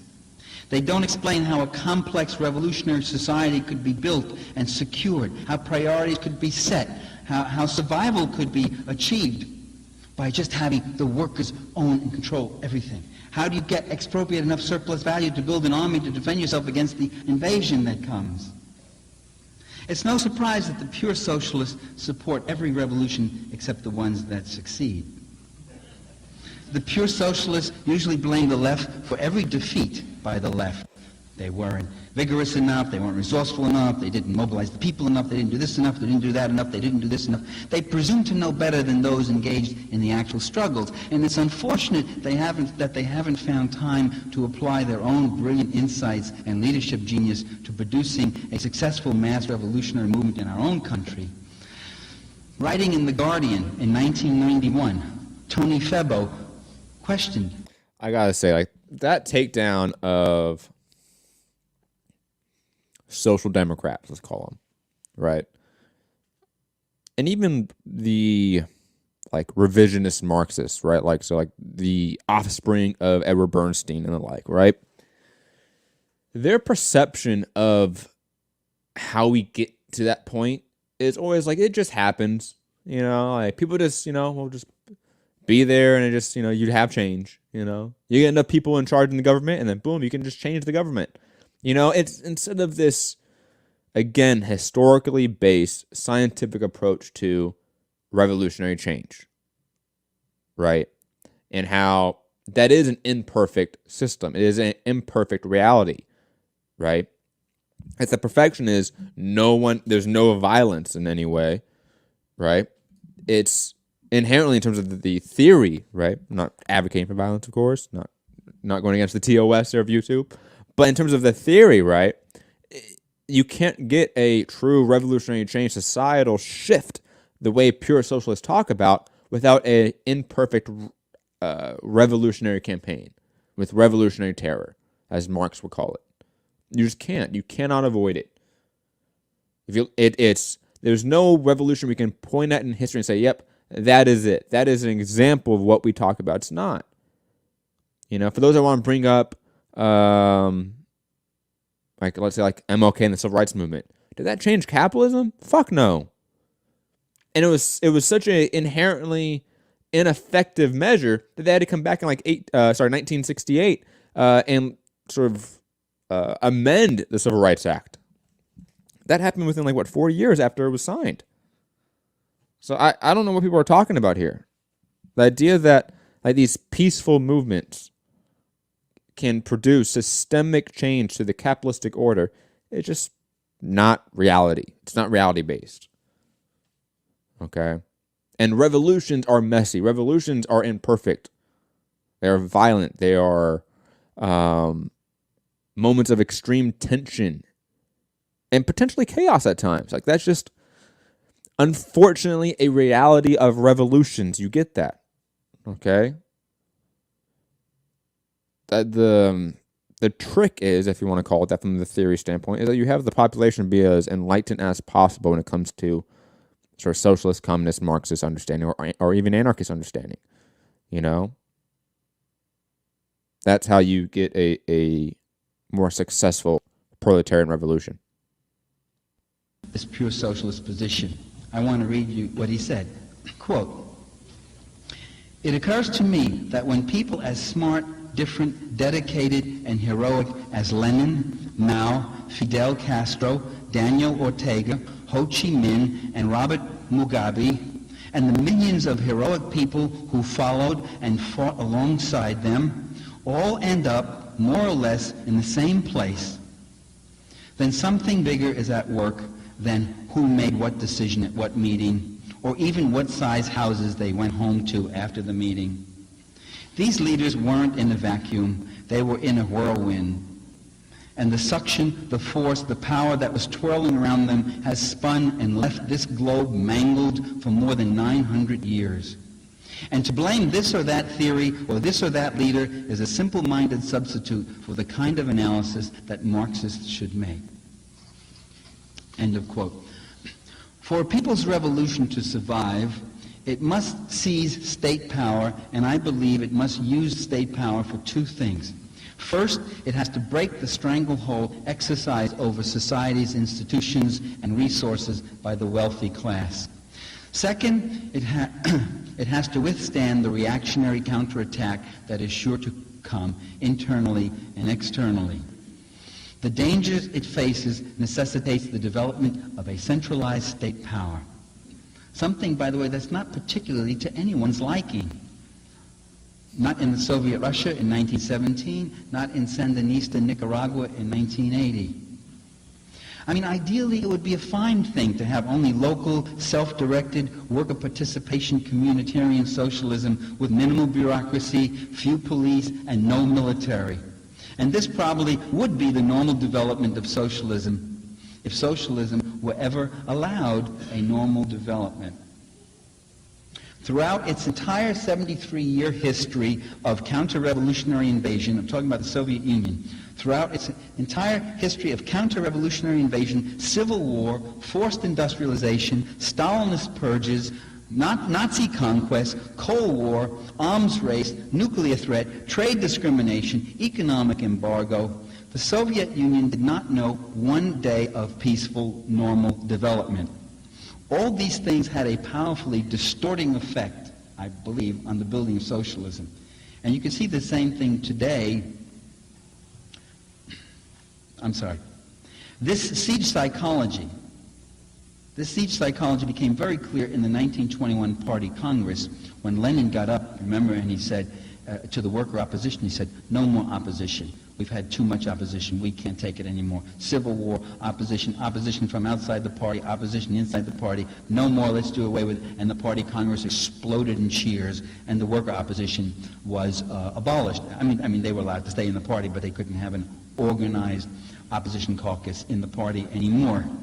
Now, the word was, to survive, we needed lockstep party unity, we need a powerful centralized state, open disputes and conflicting tendencies within and without the party, the communists concluded, only create an appearance of division and weakness, and that invites attack by our enemies. That same dilemma, by the way, that same problem of how do you develop a humane society while facing inhumane conditions, faced the revolutions we saw in our own day, the ones that confronted CIA-sponsored wars of attrition in Nicaragua, Mozambique, Angola, and elsewhere. a trail of broken little nations where the revolutionary baby was either strangled in the crib or was mercilessly deformed beyond recognition. The communist governments were further burdened by this incredible legacy of colonialism and maldevelopment. Many people don't realize it, but most of Eastern Europe before World War II, and certainly after World War II, given the additional destruction, most of Eastern Europe was a third world region. Thousands of villages were reduced to rubble. Illiteracy, poverty, disease, coal, hunger was the common lot among the peasantry and much of the working class, as it was before the war. Capital formation was almost non-existent. The same was true of pre-revolutionary Russia. The same was true of pre-revolutionary China. Henry Rosemont, he notes that when the communists liberated Shanghai from the U.S.-sponsored Kuomintang reactionary government in 1949, the communists found that about 20% of the population in Shanghai, 1.2 million people, were drug addicts. And every morning, special crews of street cleaners, quote, would gather up the corpses of children and adults who had been murdered during the night or died of disease, cold, and starvation. Communism, ladies and gentlemen, I say it without flinching, communism in Eastern Europe, Russia, China, Mongolia, North Korea, and Cuba brought land reform and human services, a dramatic bettering of the living conditions of hundreds of millions of people on a scale never before or never since witnessed in human history. And that's something to appreciate. Communism transformed desperately poor countries into societies in which everyone had adequate food, shelter, medical care, and education. And some of us who come from poor families, who carry around the hidden injuries of class, are very impressed, are very, very impressed by these achievements and are not willing to dismiss them as economistic. To say that socialism doesn't work is to overlook the fact that it did work, and it worked for hundreds of millions of people. But what about the democratic rights that they lost? We hear U.S. leaders talking about restoring democracy to the communist countries. But these countries, with the exception of Czechoslovakia, were not democracies before communism. Russia was a czarist autocracy. Poland was a right-wing fascist dictatorship under Pilsudski with concentration camps of its own. Albania was an Italian fascist protectorate as early as 1927. Cuba was a U.S.-sponsored dictatorship under that butcher Batista. Lithuania, Hungary, Romania, and Bulgaria were outright fascist regimes, openly allied with Nazi Germany in World War II. So what democracy are we talking about restoring? The socialist countries did not take away any rights that didn't exist there in the first place. Now, all of this is not to deny that communist countries suffered internal deficiencies and contradictions that were real factors in their own demise. I'm not trying to blame it. I don't want to blame it all on capitalist encirclement. Oh, if it wasn't for capitalist encirclement. I remember talking to the Cuban poet and diplomat Pablo Armendariz in Havana, in his house, and he said, by the way, himself often a critic of his own country, he said, but you know, most of our problems are really caused by our enemies. If they weren't here, we could have solved things and developed in such a different way. We would have had so many less burdens with military insecurity and this, that, and the other thing, and so forth. Still, I think there are some very real inherent problems in the systems that were built. All of them were burdened with a managerial economic system that tended to stagnate. And by the way, there may not have been any other choice. I'm not saying they were stupid and they shouldn't build it that way. I'm saying given the exigencies of the time, this is what they had to build. But what they had to build had in itself its own contradictions, so that it was a response to historical necessity, and yet it began to create problems of its own. The Soviets, for instance, produced many of the world's best scientists. They exported more mental brain power than the best mathematicians and physicists, too. But very little of their theoretical works materialized in actual production during the scientific technological revolution of the 70s and 80s. I mean, their industrial base was roughly still, by 1990, their industrial base was roughly still the one that Stalin had built. Gorbachev complained about, quote, the managerial system that rejects scientific and technological progress and new technologies, that is committed to cost ineffectiveness and generates squandering and waste, unquote. But it's not enough to denounce managerial inertia. We also have to explain why such practices persisted despite repeated exhortations from leader after leader. By the way, going back to Stalin, you can hear Stalin ranting about the bureaucrats to Khrushchev when Khrushchev was his assistant, as Khrushchev records in his memoirs. The fact is there were systemic imperatives that worked against innovation. Managers got paid whether or not risks were taken or new technology was developed. There was no incentive to innovate. There was a lot of incentive not to innovate. All materials and labor were fully committed according to the plan, so it was difficult to shift resources for new experimental projects and run the risk of lower output during the transition and run the risk of failure.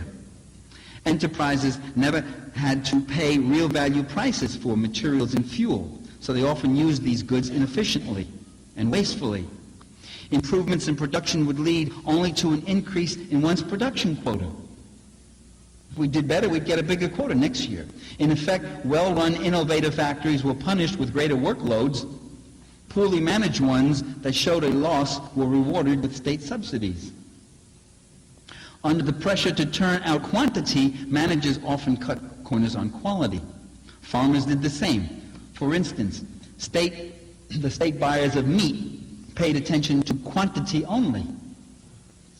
So the collective farms, what was their incentive? To maximize profits maximize income by producing fatter and fatter animals.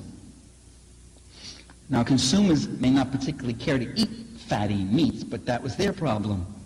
But only a fool or a saint would work harder to produce better quality meat for the privilege of getting paid less. You think after 70 years they could work out a meat grading system, you know. See, but this pressure for quantity went right up to the top. Guys didn't want to shake the boat. As in all countries, whether they're capitalist or communist, and by the way, it's interesting, many of these problems you have to say, which of these problems are peculiar to socialism, which of this particular brand of socialism at this stage of historical development that we're talking about now, Eastern Europe, China, Cuba, and the Soviet Union, which of these are peculiar to those areas, and which of them are peculiar, which other problems are peculiar, or problems of social organization are peculiar to capitalism? You have quite a list there. And which are in fact universal, which of them are just part of the nature of social organization in a certain way. That's a whole other lecture maybe, I don't want to get into that. Let me just say that certainly bureaucracy, which is often ascribed to being a particular component of socialism, it was found in our society all over the place too, and we'll have some interesting things to say about it later from the East German perspective. Bureaucracy tends, whether it's capitalist or communist, tends to become a self-feeding animal. In the existing socialist countries, there were enterprises in which the administrative personnel.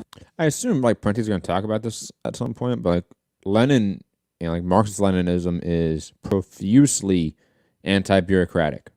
Profusely. There's an entire section and like chapter on State and Revolution about bureaucrats and what you deal with and what you do with them, and how like you create systems where there aren't bureaucrats. You know, I hope Parenti gets into that. If he doesn't, I'll probably chime in if he starts talking about other shit and sort of finish that topic. Increased at a faster rate than productive workers. Well, that's nothing. I remember there are at least two universities I taught at. One was State University of New York at Stony Brook, and the other was the University of Vermont, both of which went through fast growth periods. And it was very interesting what happened. The student body would go up about 20% over a certain number of years. The faculty would go up about 24%, 18%, something like that, roughly in the same range. And administration would go up 70%. And we'd say, what do all these guys do? What is the assistant, associate, deputy, dean to the curriculum of this and that? What does this guy do besides call each other up and keep each other busy and sending us all these memos that we had to fill out because they had some idea about this and that?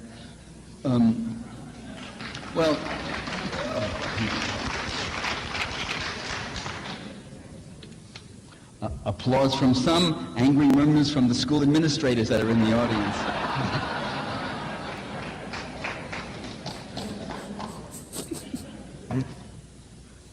There were enterprises in socialist countries. A factory with 11,000 production workers might have 5,000 administrative staff.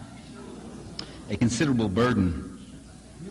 The heavy bureaucratic mode of operation did not allow for critical, self-corrective feedback.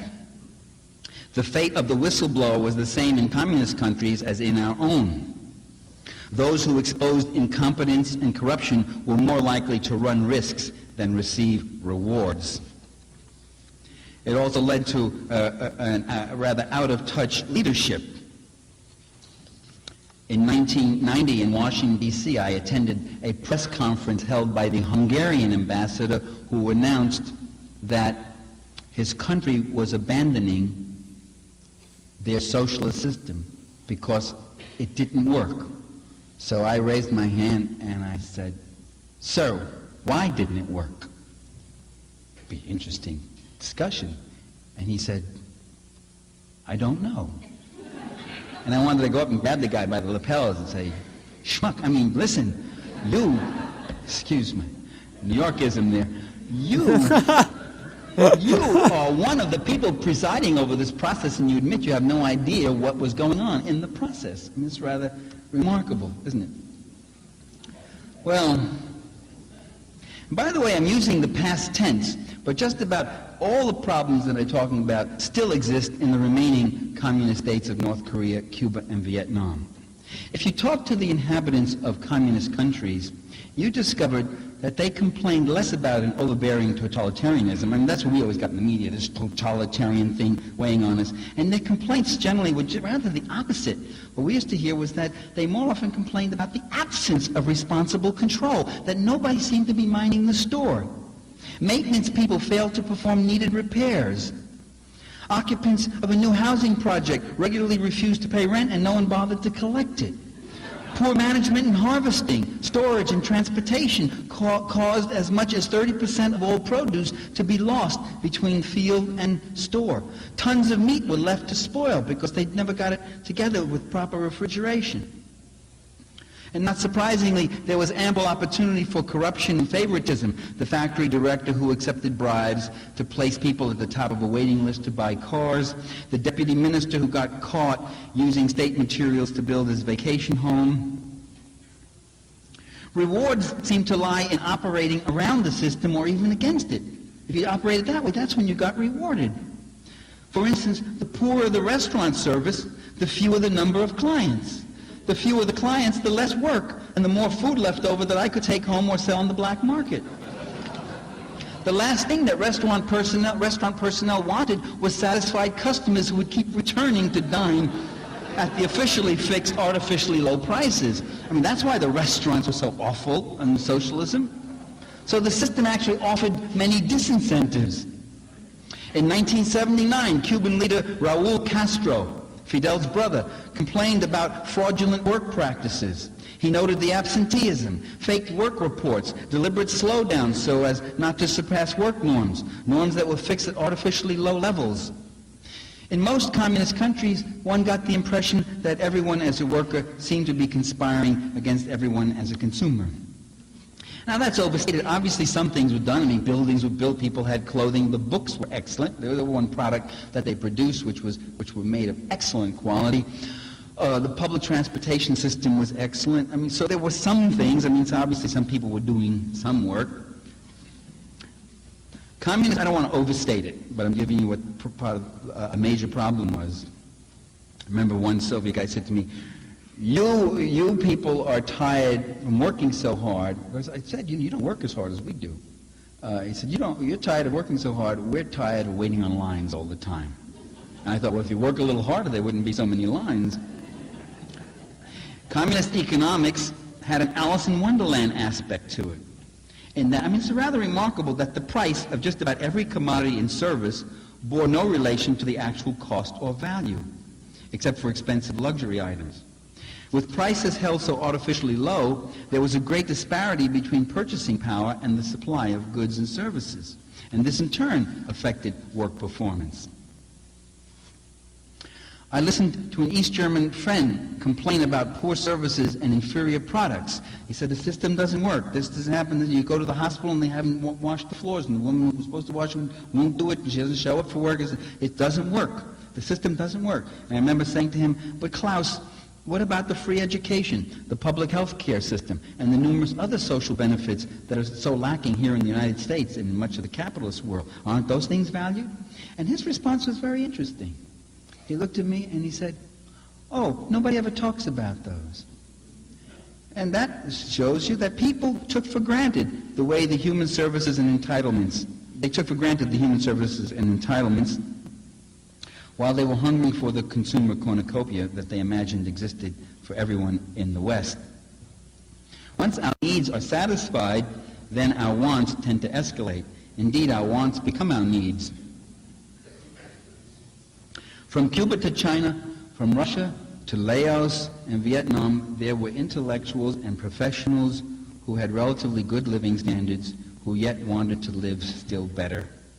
They wanted to travel abroad. They wanted to see Paris. They wanted greater opportunities made available to persons like themselves. They wanted the same kind of opportunities that were available to persons of means in the capitalist world. By 1989, those who fled from Vietnam, according to a Washington Post story, were neither desperately poor nor persecuted political dissidents. To quote one, I don't think my life in Vietnam was bad. In fact, I was very well off. But it's human nature to always want something better. Another one, quote, they left for the same reasons we did, referring to some other people. They wanted to be richer, just like us. And similar testimonies could be gleaned from Eastern European emigres, maybe not as blatant, but something like that. The longing was usually not for an abstraction called democracy, but for the cornucopia of the West, in most cases, not always. As living standards rise, so do expectations rise. People are not necessarily grateful for what they already have. This seems to be especially true among the young, who have no memory of pre-revolutionary deprivations. Generally, the two most discontent groups in socialist societies are the intellectuals and the young, the two groups that know everything.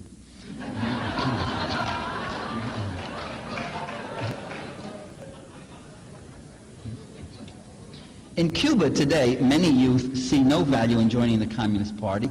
They think Fidel has had his day and he ought to step aside.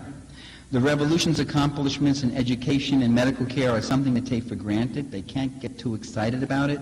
They're fed up with the shortages. For them, the revolution is history, something that their parents got all excited about. If they have any collective passion, it's for the latest clothing styles and music from North America. Generally, they're more concerned with their own personal future than with collective betterment or socialism. I remember when I first went to Cuba in 1974, the slogan at that time was, our only privileged group are our youth. And I remember saying, that's your first mistake. Now, see, even in the best of societies, there may not be enough rewarding jobs. Much of labor in society has an instrumental value, but it doesn't have any inherent value. You can be given a job, work for build the revolution, and it means painting walls all day, painting walls. Well, after a while, the revolution begins to lose its luster. And the more efficiently and quickly you paint one wall, you're just going to have another wall to paint. And if you paint them slow or fast, you get paid the same. So what's the big thing? There just isn't enough interesting and creative work to go around for all who consider themselves to be interesting and creative people. And there's a lot of them. Many of the intellectuals under communism were not only anti-Marxist, but to the point of being full-fledged adulators of Western reactionism. The more rabidly anti-communist, the more reactionary chic a position was, the more appeal it had. They were ferociously opposed to their own system. They were utterly gaga and starry-eyed about America and unwilling to look at the seamier side of U.S. society and global capitalism. They were utterly racist toward minorities in their own country and in the United States, their attitudes. As the editor of the Wall Street Journal put it, writing an article in the National Review, you can't get any more conservative than that, I quote him, "They love Ronald Reagan, Marlboro cigarettes, and the South in the American Civil War." The Eastern European intellectuals supported every U.S. armed intervention abroad and every U.S. armed escalation as defensive. They openly detested the U.S. peace movement. That's true of Andrei Sakharov. That's something you never got in the media. He openly detested and criticized the U.S. peace movement. They never had an unkind word for fascist regimes that were faithful U.S. client states, and they directed snide remarks at those of us who did. You could read Sakharov on that too. Their advocacy, their support of dissent, did not extend to opinions that deviated to the left of them. They tolerated dissent that was to the right of them, but not to the left, as is true with many people here. In 1990, one of their Moscow publications, Literaturная Gazeta, Literary Gazette in English, I read it in English translation, so I might as well use the English title, right? It hailed Ronald Reagan and George Bush as statesmen and called them the architects of world peace. This was in 1990 while the Soviet Union still exists. Under Glasnost, you were getting these new publications coming out. It questioned the need for a ministry of culture in the Soviet Union. Quote, "There is no such ministry in the United States, and yet it seems there's nothing wrong with American culture." That's so funny. So who said Russians don't have a sense of humor?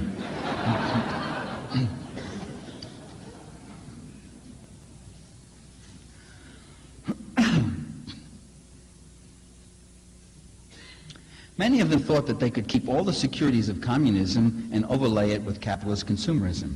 They thought that if they were laid Market off from work, socialism. if their factory was privatized, the government was going to find them another job. You can talk to Polish workers. They just assumed that everything they had was going to stay and they were going to get this other whole new thing. They didn't get it. Now they're getting it. Boy, are they getting it right up the kazoo. Now, by the way, not everyone swallowed the free market mythology. In the 1989-91 period of overthrow and transition, there were opinion polls in Czechoslovakia, Bulgaria, Russia, and East Germany. And these were reported in the U.S. press, as showed that most people still opted for state ownership or some modified form of socialism.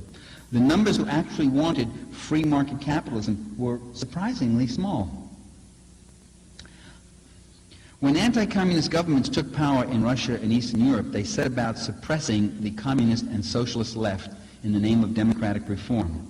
In late 1993, facing resistance to his free market policies, Boris Yeltsin forcibly disbanded the Russian parliament and every other elected representative body in the country, including all the regional and city councils. He abolished Russia's constitutional court and launched an armed attack upon the parliamentary building, killing hundreds of resistors. Estimates are about 3,000 actually, and demonstrators. Thousands were rounded up and detained. Opposition leaders were jailed without trial. Hundreds of elected and appointed officials were placed under investigation. Some are still in jail. Yeltsin banned labor unions from all political activities. He suppressed dozens of publications and television shows. He exercised monopoly control over all broadcast media. He outlawed 15 political parties. He rewrote the Constitution, giving the executive nearly absolute power over legislation. For these crimes, he was treated as a defender of democracy and reform by U.S. leaders and the media. What they most liked about Yeltsin was, to quote the San Francisco Chronicle, quote, "He has never wavered in his support for privatization of state-owned industries." I think that really says it all. In the various Eastern European countries, Marxists were purged from all public employment. Communist Party assets acquired and paid for by party members were arbitrarily confiscated. The same in Germany, in Russia, in the Czech Republic. Václav Havel seized the properties of the Socialist Union of Youth. These included campsites, recreation halls, and cultural and scientific facilities for children. These were liquidated and put under the management of joint stock companies at the expense of the youth who were left to roam the streets. In Russia, Boris Yeltsin twice suspended the Communist Party newspaper Pravda. He eventually turned the party's 12-story building and its press over to a pro-Yeltsin government newspaper that became the full owner. Yeltsin's police have continued to attack political demonstrators in Moscow and other cities. 2 parliamentary deputies, one independent, the other a communist, who vigorously opposed the Yeltsin government, were assassinated. In 1994, journalist Dmitry Kolodov, who was probing corruption in high places, was assassinated. Reactionary, anti-Semitic, crypto-fascist parties and hate campaigns have surfaced in the former communist countries, along with the desecration of Jewish cemeteries and xenophobic attacks against foreigners of darker hue.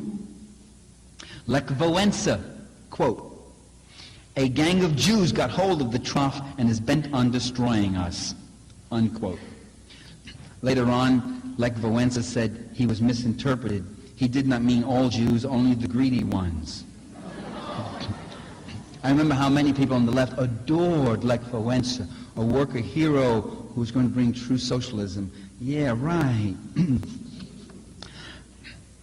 In Czechoslovakia, Poland, and elsewhere, museums that commemorated the heroic anti-fascist resistance were closed down, and monuments to the struggle against Nazism were removed.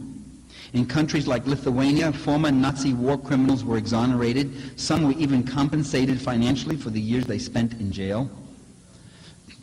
The first president of the anti-communist Czechoslovakia and later president of the Czech Republic, Václav Havel, another guy who was adored among some of the academics here, he took personal ownership of public properties that had belonged to his wealthy family 40 years before. Havel, the man of peace, sent Czech troops into the Gulf War, into the war that killed 100,000 Iraqi civilians. Havel sent arms to the fascist regime in Thailand. Havel voted with the United States to condemn human rights violations in Cuba, but he's never uttered a word of condemnation of human rights in El Salvador, Colombia, Guatemala, Indonesia, Thailand, and any other U.S. client state. Havel, the great Democrat, signed a law that made the advocacy of communism a felony with a penalty of up to 8 years imprisonment. He signed another law barring communists and former communists from employment in all public agencies. Havel warned labor unions not to involve themselves in politics. Some militant unions had their property taken from them and handed over to compliant company unions. In the Czech and Slovak republics, former aristocrats or their heirs were being given back all the lands and estates they had held before 1918 under the Austro-Hungarian autocracy. Prince Franz Joseph lives, including, by the way, all the new homes that were built on these lands. In Latvia and Lithuania, communist leaders have been tortured and imprisoned for protesting free market inequities. Some are held without any trial. When Estonia held its first free election, in quotes, in 1992, 42% of the population were disqualified from citizenship and prohibited from voting because of their Russian, Ukrainian, Belarusian, or Jewish antecedents. Oh, the flowering of democracy works its wonders in mysterious ways, especially in the free market.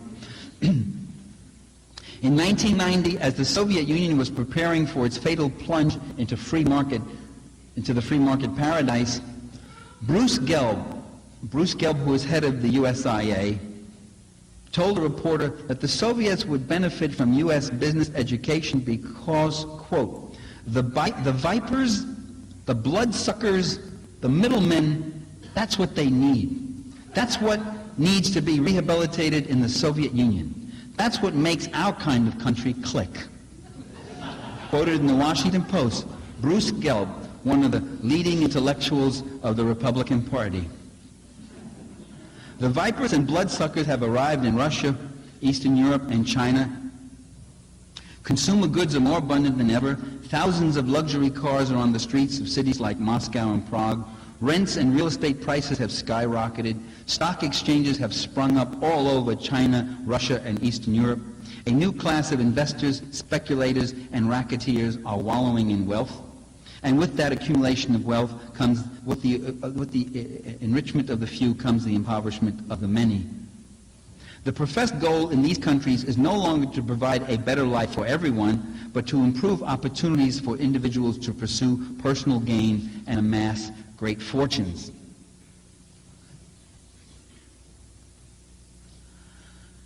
So what has this brought for the many? A dramatic rise in unemployment, homelessness, drug addiction, air and water pollution, tuberculosis, cholera, polio, prostitution, teenage rape, child abuse, and just about every other social ill. Beggars, pimps, dope pushers, and other hustlers ply their trade as never before. In countries like Russia and Hungary, the suicide rate has climbed 50% in a few years. There's been a decline in nutritional levels and a sharp deterioration in health. 1/3 of Russian men now never live to the age of 60. The death rate has risen nearly 20% for East German women in their late 30s, and nearly 30% for men of the same age. In contrast, where communist governments are still in power, Cuba, North Korea, and Vietnam, death rates continue to fall, according to that communist publication, the New York Times. That's where I got that one. Prominently displayed on page 24A, on the lower left-hand side in the deep, on the, it was the 26th paragraph of a long article. Occupational safety is now almost non-existent, and workplace injuries and deaths have drastically climbed. In China, there are workers who now put in 12 to 16 hours a day for subsistence pay without regularly getting a day off. The market reforms in China have brought a return of child labor. See, that's why U.S. leaders like China, but they don't like Cuba.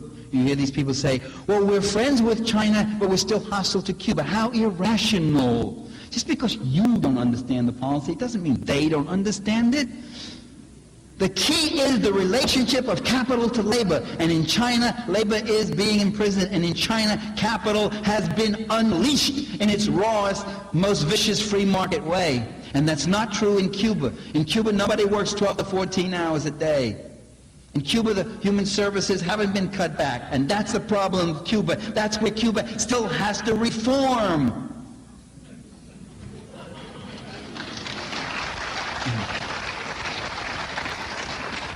In Eastern Europe and Russia, worker vacation resorts, clinics, cultural centers, daycare centers, and other features that used to make communist enterprises something more than just workplaces, they have just all about disappeared. Worker rest homes have been redone as gambling casinos and nightclubs for the nouveau riche. School lunches, which were once free or very low priced, are too costly for many pupils. Hungry children now constitute a serious school problem. After only 1 year of its free market paradise, Russia saw its consumer spending drop almost 40%. Now, just to give you what that means, in the Great Depression, in the first 3 years, it took 3 years, in the first 3 years, consumer spending dropped 21% over 3 years. Now here, in 1 year, you had almost actually more like 38 point something percent. In the former communist countries, 70 to 85%, it varies from country to country, 70 to 85% now live below or not far above the poverty level, many of them in absolute economic desperation. The eastern countries are also, and this may be one of the most significant points, they also are being recolonized by Western capital. The pattern of trade is becoming third world. If you look at third world countries, you find they do very little trade with each other, even right next door. All their economies are geared to the West, extracted from the West. That's exactly what's happening now in Eastern Europe, where there used to be an enormous trade between the various Eastern European and Soviet Union countries. There's very little trade between them now. Almost all of it is with the West. The West has come in and has pretty much taken over. Multinational corporations are moving into Russia to exploit the vast oil, gas, and mineral reserves with enormous profits, and little benefit going to the people. Big private companies will enjoy easy loans, cheap labor, speed-ups, broken labor unions, and no taxes. It's the third world all over again, ladies and gentlemen. U.S. timber interests, with the financial support from a venture fund sponsored by the Pentagon, our tax money, are preparing to clear-cut the Siberian wilderness, a region that holds 1/5 of the planet's forests and is the habitat of rare species. And this is being done over the protests of U.S. and Russian environmentalists. Private investment has brought a decrease rather than an increase in production. Understand that. State enterprises are being driven into bankruptcy as private investment comes in. In the Czech Republic, nearly 80% of all enterprises have been privatized, and most of them have been decapitalized. They've been rubbed out, in effect. Industrial production shrank by 2/3. In Poland, with privatization, production has shrunk about 1/3. In Macedonia, one of the breakaway republics of Yugoslavia, a labor representative noted, quote, "Privatization seems to mean the destruction of our companies. Macedonians complain about how work has taken over their lives. One has no time to care about others. There's no time even for oneself, only time for work and for making money." That was on the PBS report. Thousands of cooperative farms have been forcibly broken up over the protests of their members. Agricultural output has consequently plummeted in these countries. The new private farmers find they can't produce for a commercial market. They're unable to get loans or seeds or machinery. They're rapidly losing their holdings, or they're reverting to subsistence farming. Hungary's agricultural cooperatives, which, by the way, was one sector of the socialist economy that performed very well. But with privatization breaking up the cooperatives, farm output has plunged 40%, according to that biased communist publication, the Los Angeles Times. Now that's not stupid. That's not irrational or wasteful. That's the goal. The goal is to decapitalize Eastern industry and agriculture so it doesn't compete on the European market, to turn it into a colonized third world, a cheap labor, a cheap resource region. 1992, the Lithuanian government decreed that former owners and their descendants could reclaim land and other property confiscated during the socialist era. That meant that tens of thousands of farming families, about 70% of the rural population, has been evicted from land that they worked for over half a century, completely destroying the country's agricultural base in the process. In East Germany, much of the industrial and agricultural production was destroyed to prevent competition with heavily subsidized Western firms and farms. East Germans have a very interesting series of complaints that they're making now with unification. They complain that the net flow of money has been from the East to the West in what amounts to the colonization of the East. They complain that the free market is a myth, that the Western economy is fully regulated and rigged against the interests of the East. They complain that West German police are much more brutal than were the East German police. That if West Germany had denazified anywhere near as thoroughly as they're forcing the East to desocialize, they would have had a totally different country. A startling discovery made by citizens from communist countries is the amount of bureaucracy in the West. Soviet immigrants in Canada have complained that, quote, bureaucracy here was even worse than at home, according to an article by Hans Blumenfeld, Monthly Review. East Germans now under West German rule are staggered by the flood of complicated forms they have to fill out for taxes, health insurance, life insurance, unemployment compensation, job retraining, rent subsidies, bank accounts. Because of the kind of personal information they have to give, they feel less privacy than in the GDR, according to a report in Z Magazine. In Russia, organized crime now extorts tributes from 80% of all enterprises. Its tentacles reach right into the top echelons of government. Contract murders number in the thousands every year. Street crime has also sharply increased. In Hungary, there's been a 50% increase in murder since the fall of communism. According to the New York Times, the police force in Prague, in the Czech Republic, today is many times greater than it was under communism, when relatively few police were needed. Now, isn't that interesting?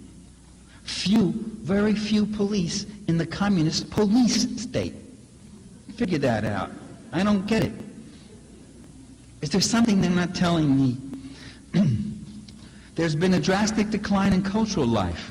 Theaters are now sparsely attended because tickets are so prohibitively expensive. Publicly owned movie industries in countries like Russia, Poland, Czechoslovakia, and the GDR that occasionally produced some worthwhile films are being defunded or bought out by Western interests, and they're now making cartoons, TV commercials, and music videos. Movie theaters in the Eastern countries are being taken over by Western chains, and they now offer many of the same Hollywood junk films that we have the freedom to see. Subsidies for the arts...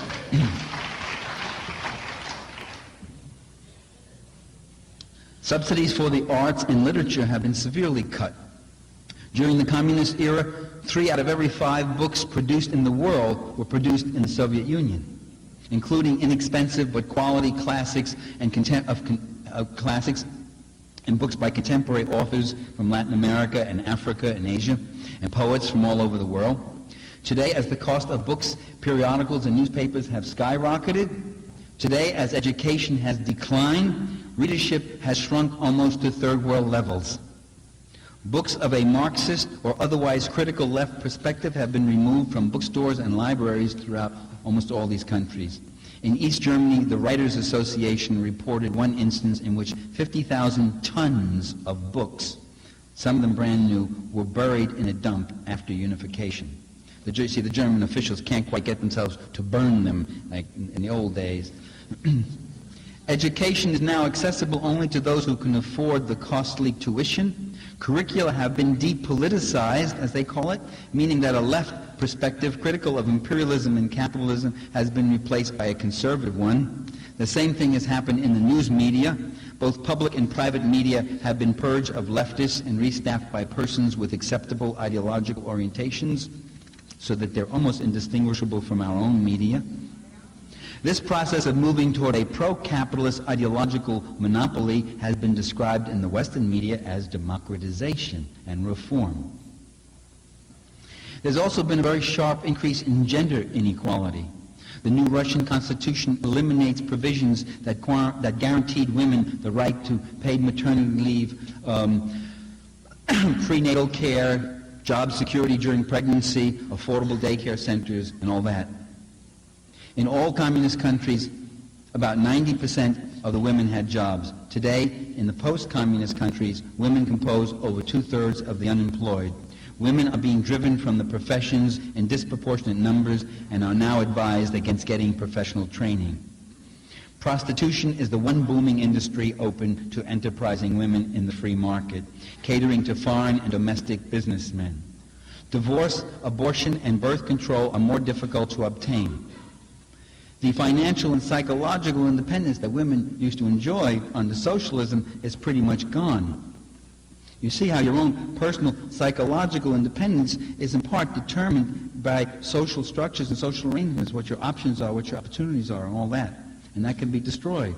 In Russia, instances of sexual harassment and violence against women have increased sharply, as in the other countries. In Russia, the number of women murdered primarily by husbands or boyfriends has skyrocketed from 5,000 to 15,000 in the first 3 years of the free market paradise, for 50,000 a year.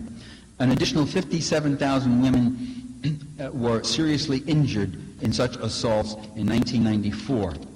These official figures, they understate the level of violence. The Communist Party committees that used to intervene in cases of domestic abuse no longer exist. Throughout Eastern Europe and Russia, many people now grudgingly, they're admitting that life was better under communism.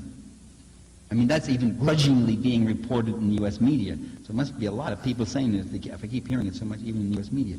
There's a joke that circulated in Russia in 1992, after the first year of the free market paradise, and it went like this. Question: what did capitalism accomplish in 1 year that communism could not do in 70 years? Answer: make communism look good.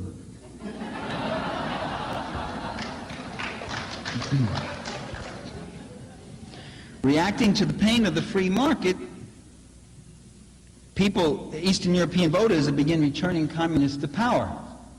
In Russia too. Bringing them back into power to preside over the ruin and wreckage left by capitalist restoration. Socialism, the system that didn't work, provided everyone with some measure of security. Capitalism, the system that works, has brought a free-falling economy and mass misery. And I don't think, and nor are these conditions just part of a temporary transition period. That's what we heard all the time. I remember Tom Brokaw, when he was in Russia, interviewing a guy and saying, well, you know, well, before you can go up, you got to go down. This is some law of physics he just invented, you know. There's a painful transition period that you can work through. In fact, nations can stay a long time in capitalist depression, with vast capital accumulation for the few and poverty for the many. Look at Latin America.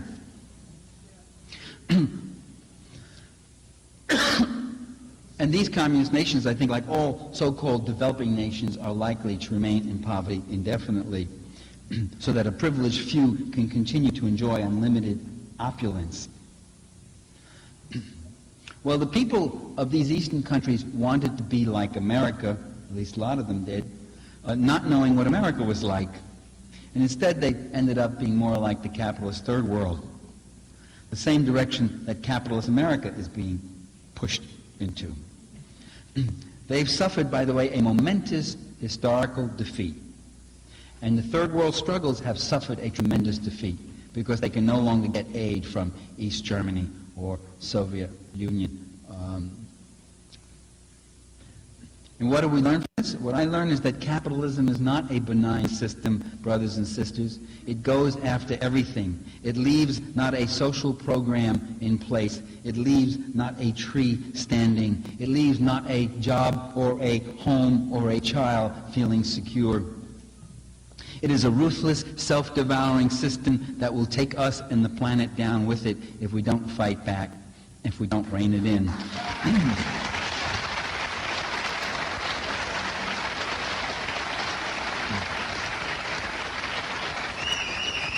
If you want to see what our worst future might be, just look at what's happening in Eastern Europe. We can see the future, and it doesn't work. The loss is also in the West.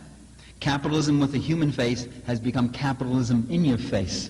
They no longer have to worry about competing. They no longer have to tell their workers, you've got it better than in the communist countries. They no longer have to do that. They no longer have to tell the third world countries. They're saying, you don't like it? It's too bad. This is what it is. They're going for everything, and they want everything. There's only one thing that the ruling classes of history have ever wanted, and that's everything. Socialism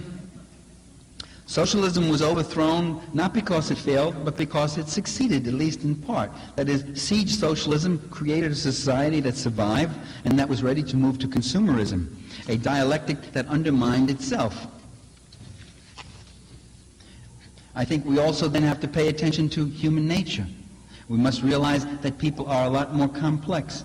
I remember talking to the East German ambassador in Washington, the GDR, just as things were collapsing. The last reception they had there, I said to him, why did you make such junky cars, those two-cylinder putt-putt cars that everybody scorned? He said, well, we didn't want to put it into cars because environmentally they're so wasteful, they're so costly.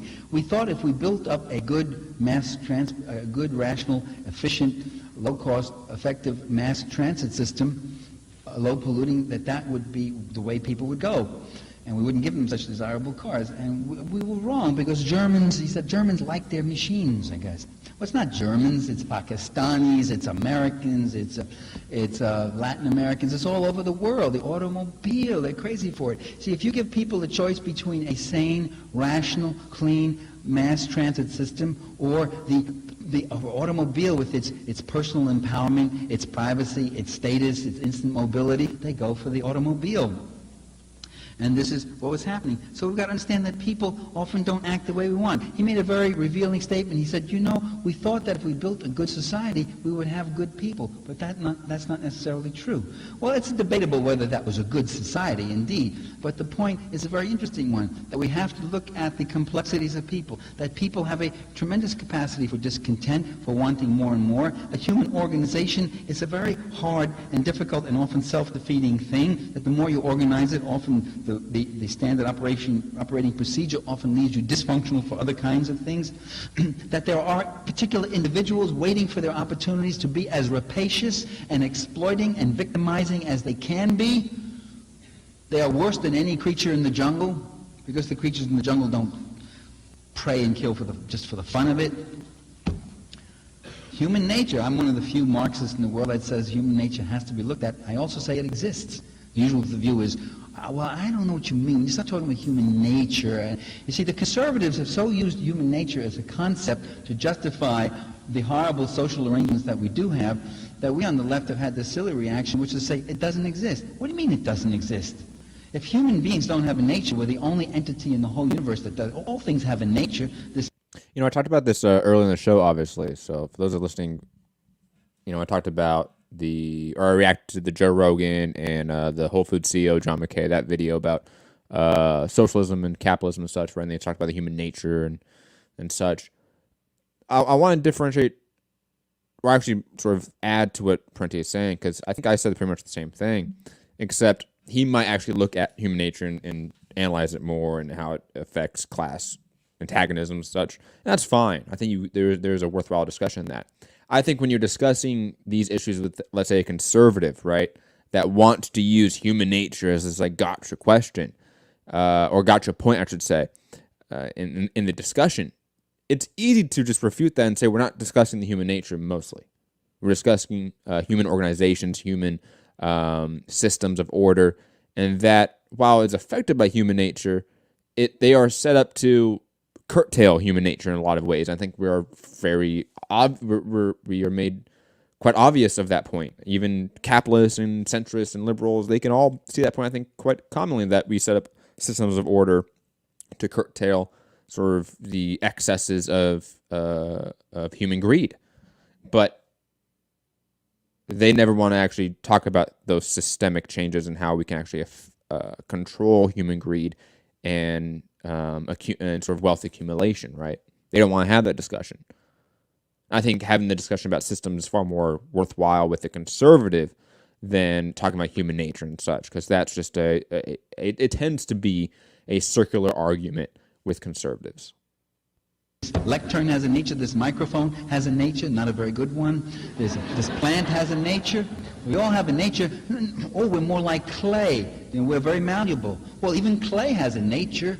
You can spread it just so far. You got to keep it moist. It can crack. It can do things. There are limits, and we have to then have expectations and understandings of these things and not be so naively enamored with our ideology as to not look at what people are actually doing and capable of. I think human nature is horrible. I think it's terrible. I think human beings, if you read history, it's just horrible. It's just horrible and disgusting. And horrifying, the atrocities, the murder, the torture, the plunder, the madness of it. I mean, you can't read history without coming away feeling a very, very odd feeling about your own species, especially the male gender in it, you know? It's really amazing. They're horrible creatures. The women applaud, the men sit silently. But that's all the more reason. That's all the more reason why we need strong political organization. That's all the more reason why we need a liberating ideology. That's all the more reason why we need democracy. And democracy, we also have to keep power out of the hands of these avaricious ones, especially. Is Marxism irrelevant?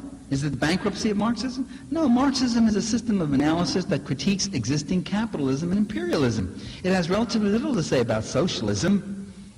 In the communist countries, Marxism was doled out like a catechism. It didn't even relate to their lives. It was like us studying feudalism. It had to do with a different set of social relations than the one they had, although they were desperately in need of a critical theory of their own about their system, as I tried to, in a very sketchy way, map out here today. I mean, I've tried to do an awful lot. I mean, go the whole range of the thing, and I know I haven't succeeded all that much in any of it, but anyway, you get what I'm doing. No, you did a great job, Prince. We need a strong alternative movement to move both against the Republicrats and Democrats, and not just locally, but nationally and internationally. We need more militancy and resistance. What can we do about it if that's going to be the question? I'm going to answer it right now, so don't ask it. There are no easy answers. What are you willing to do? We can all do a little more, a lot more than we are now doing. Just look at the tables around the hall and sign up and get active. And finally, remember this, that history, ladies and gentlemen, brothers and sisters, history never ends. The last page is never written. History is always being rewritten. And its best passages are not written by the princes or the presidents or the prime ministers or the popes. The best passages are written by the people. For all their faults, the people are all we have. In fact, we are they. Thank you.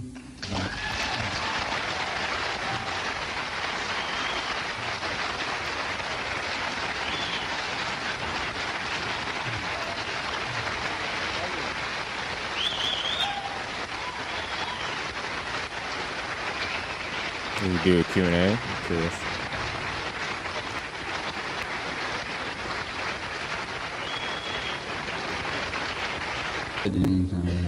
Yeah.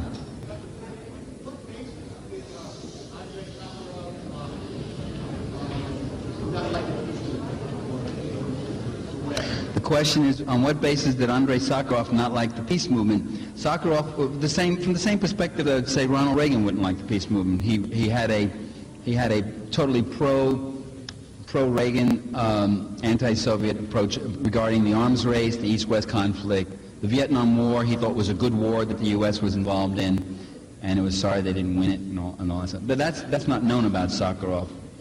No, I'm not going to stay here for that. Guys, thank you for joining me on today's show. It's been a long one, solo dolo. Hope you guys enjoyed it.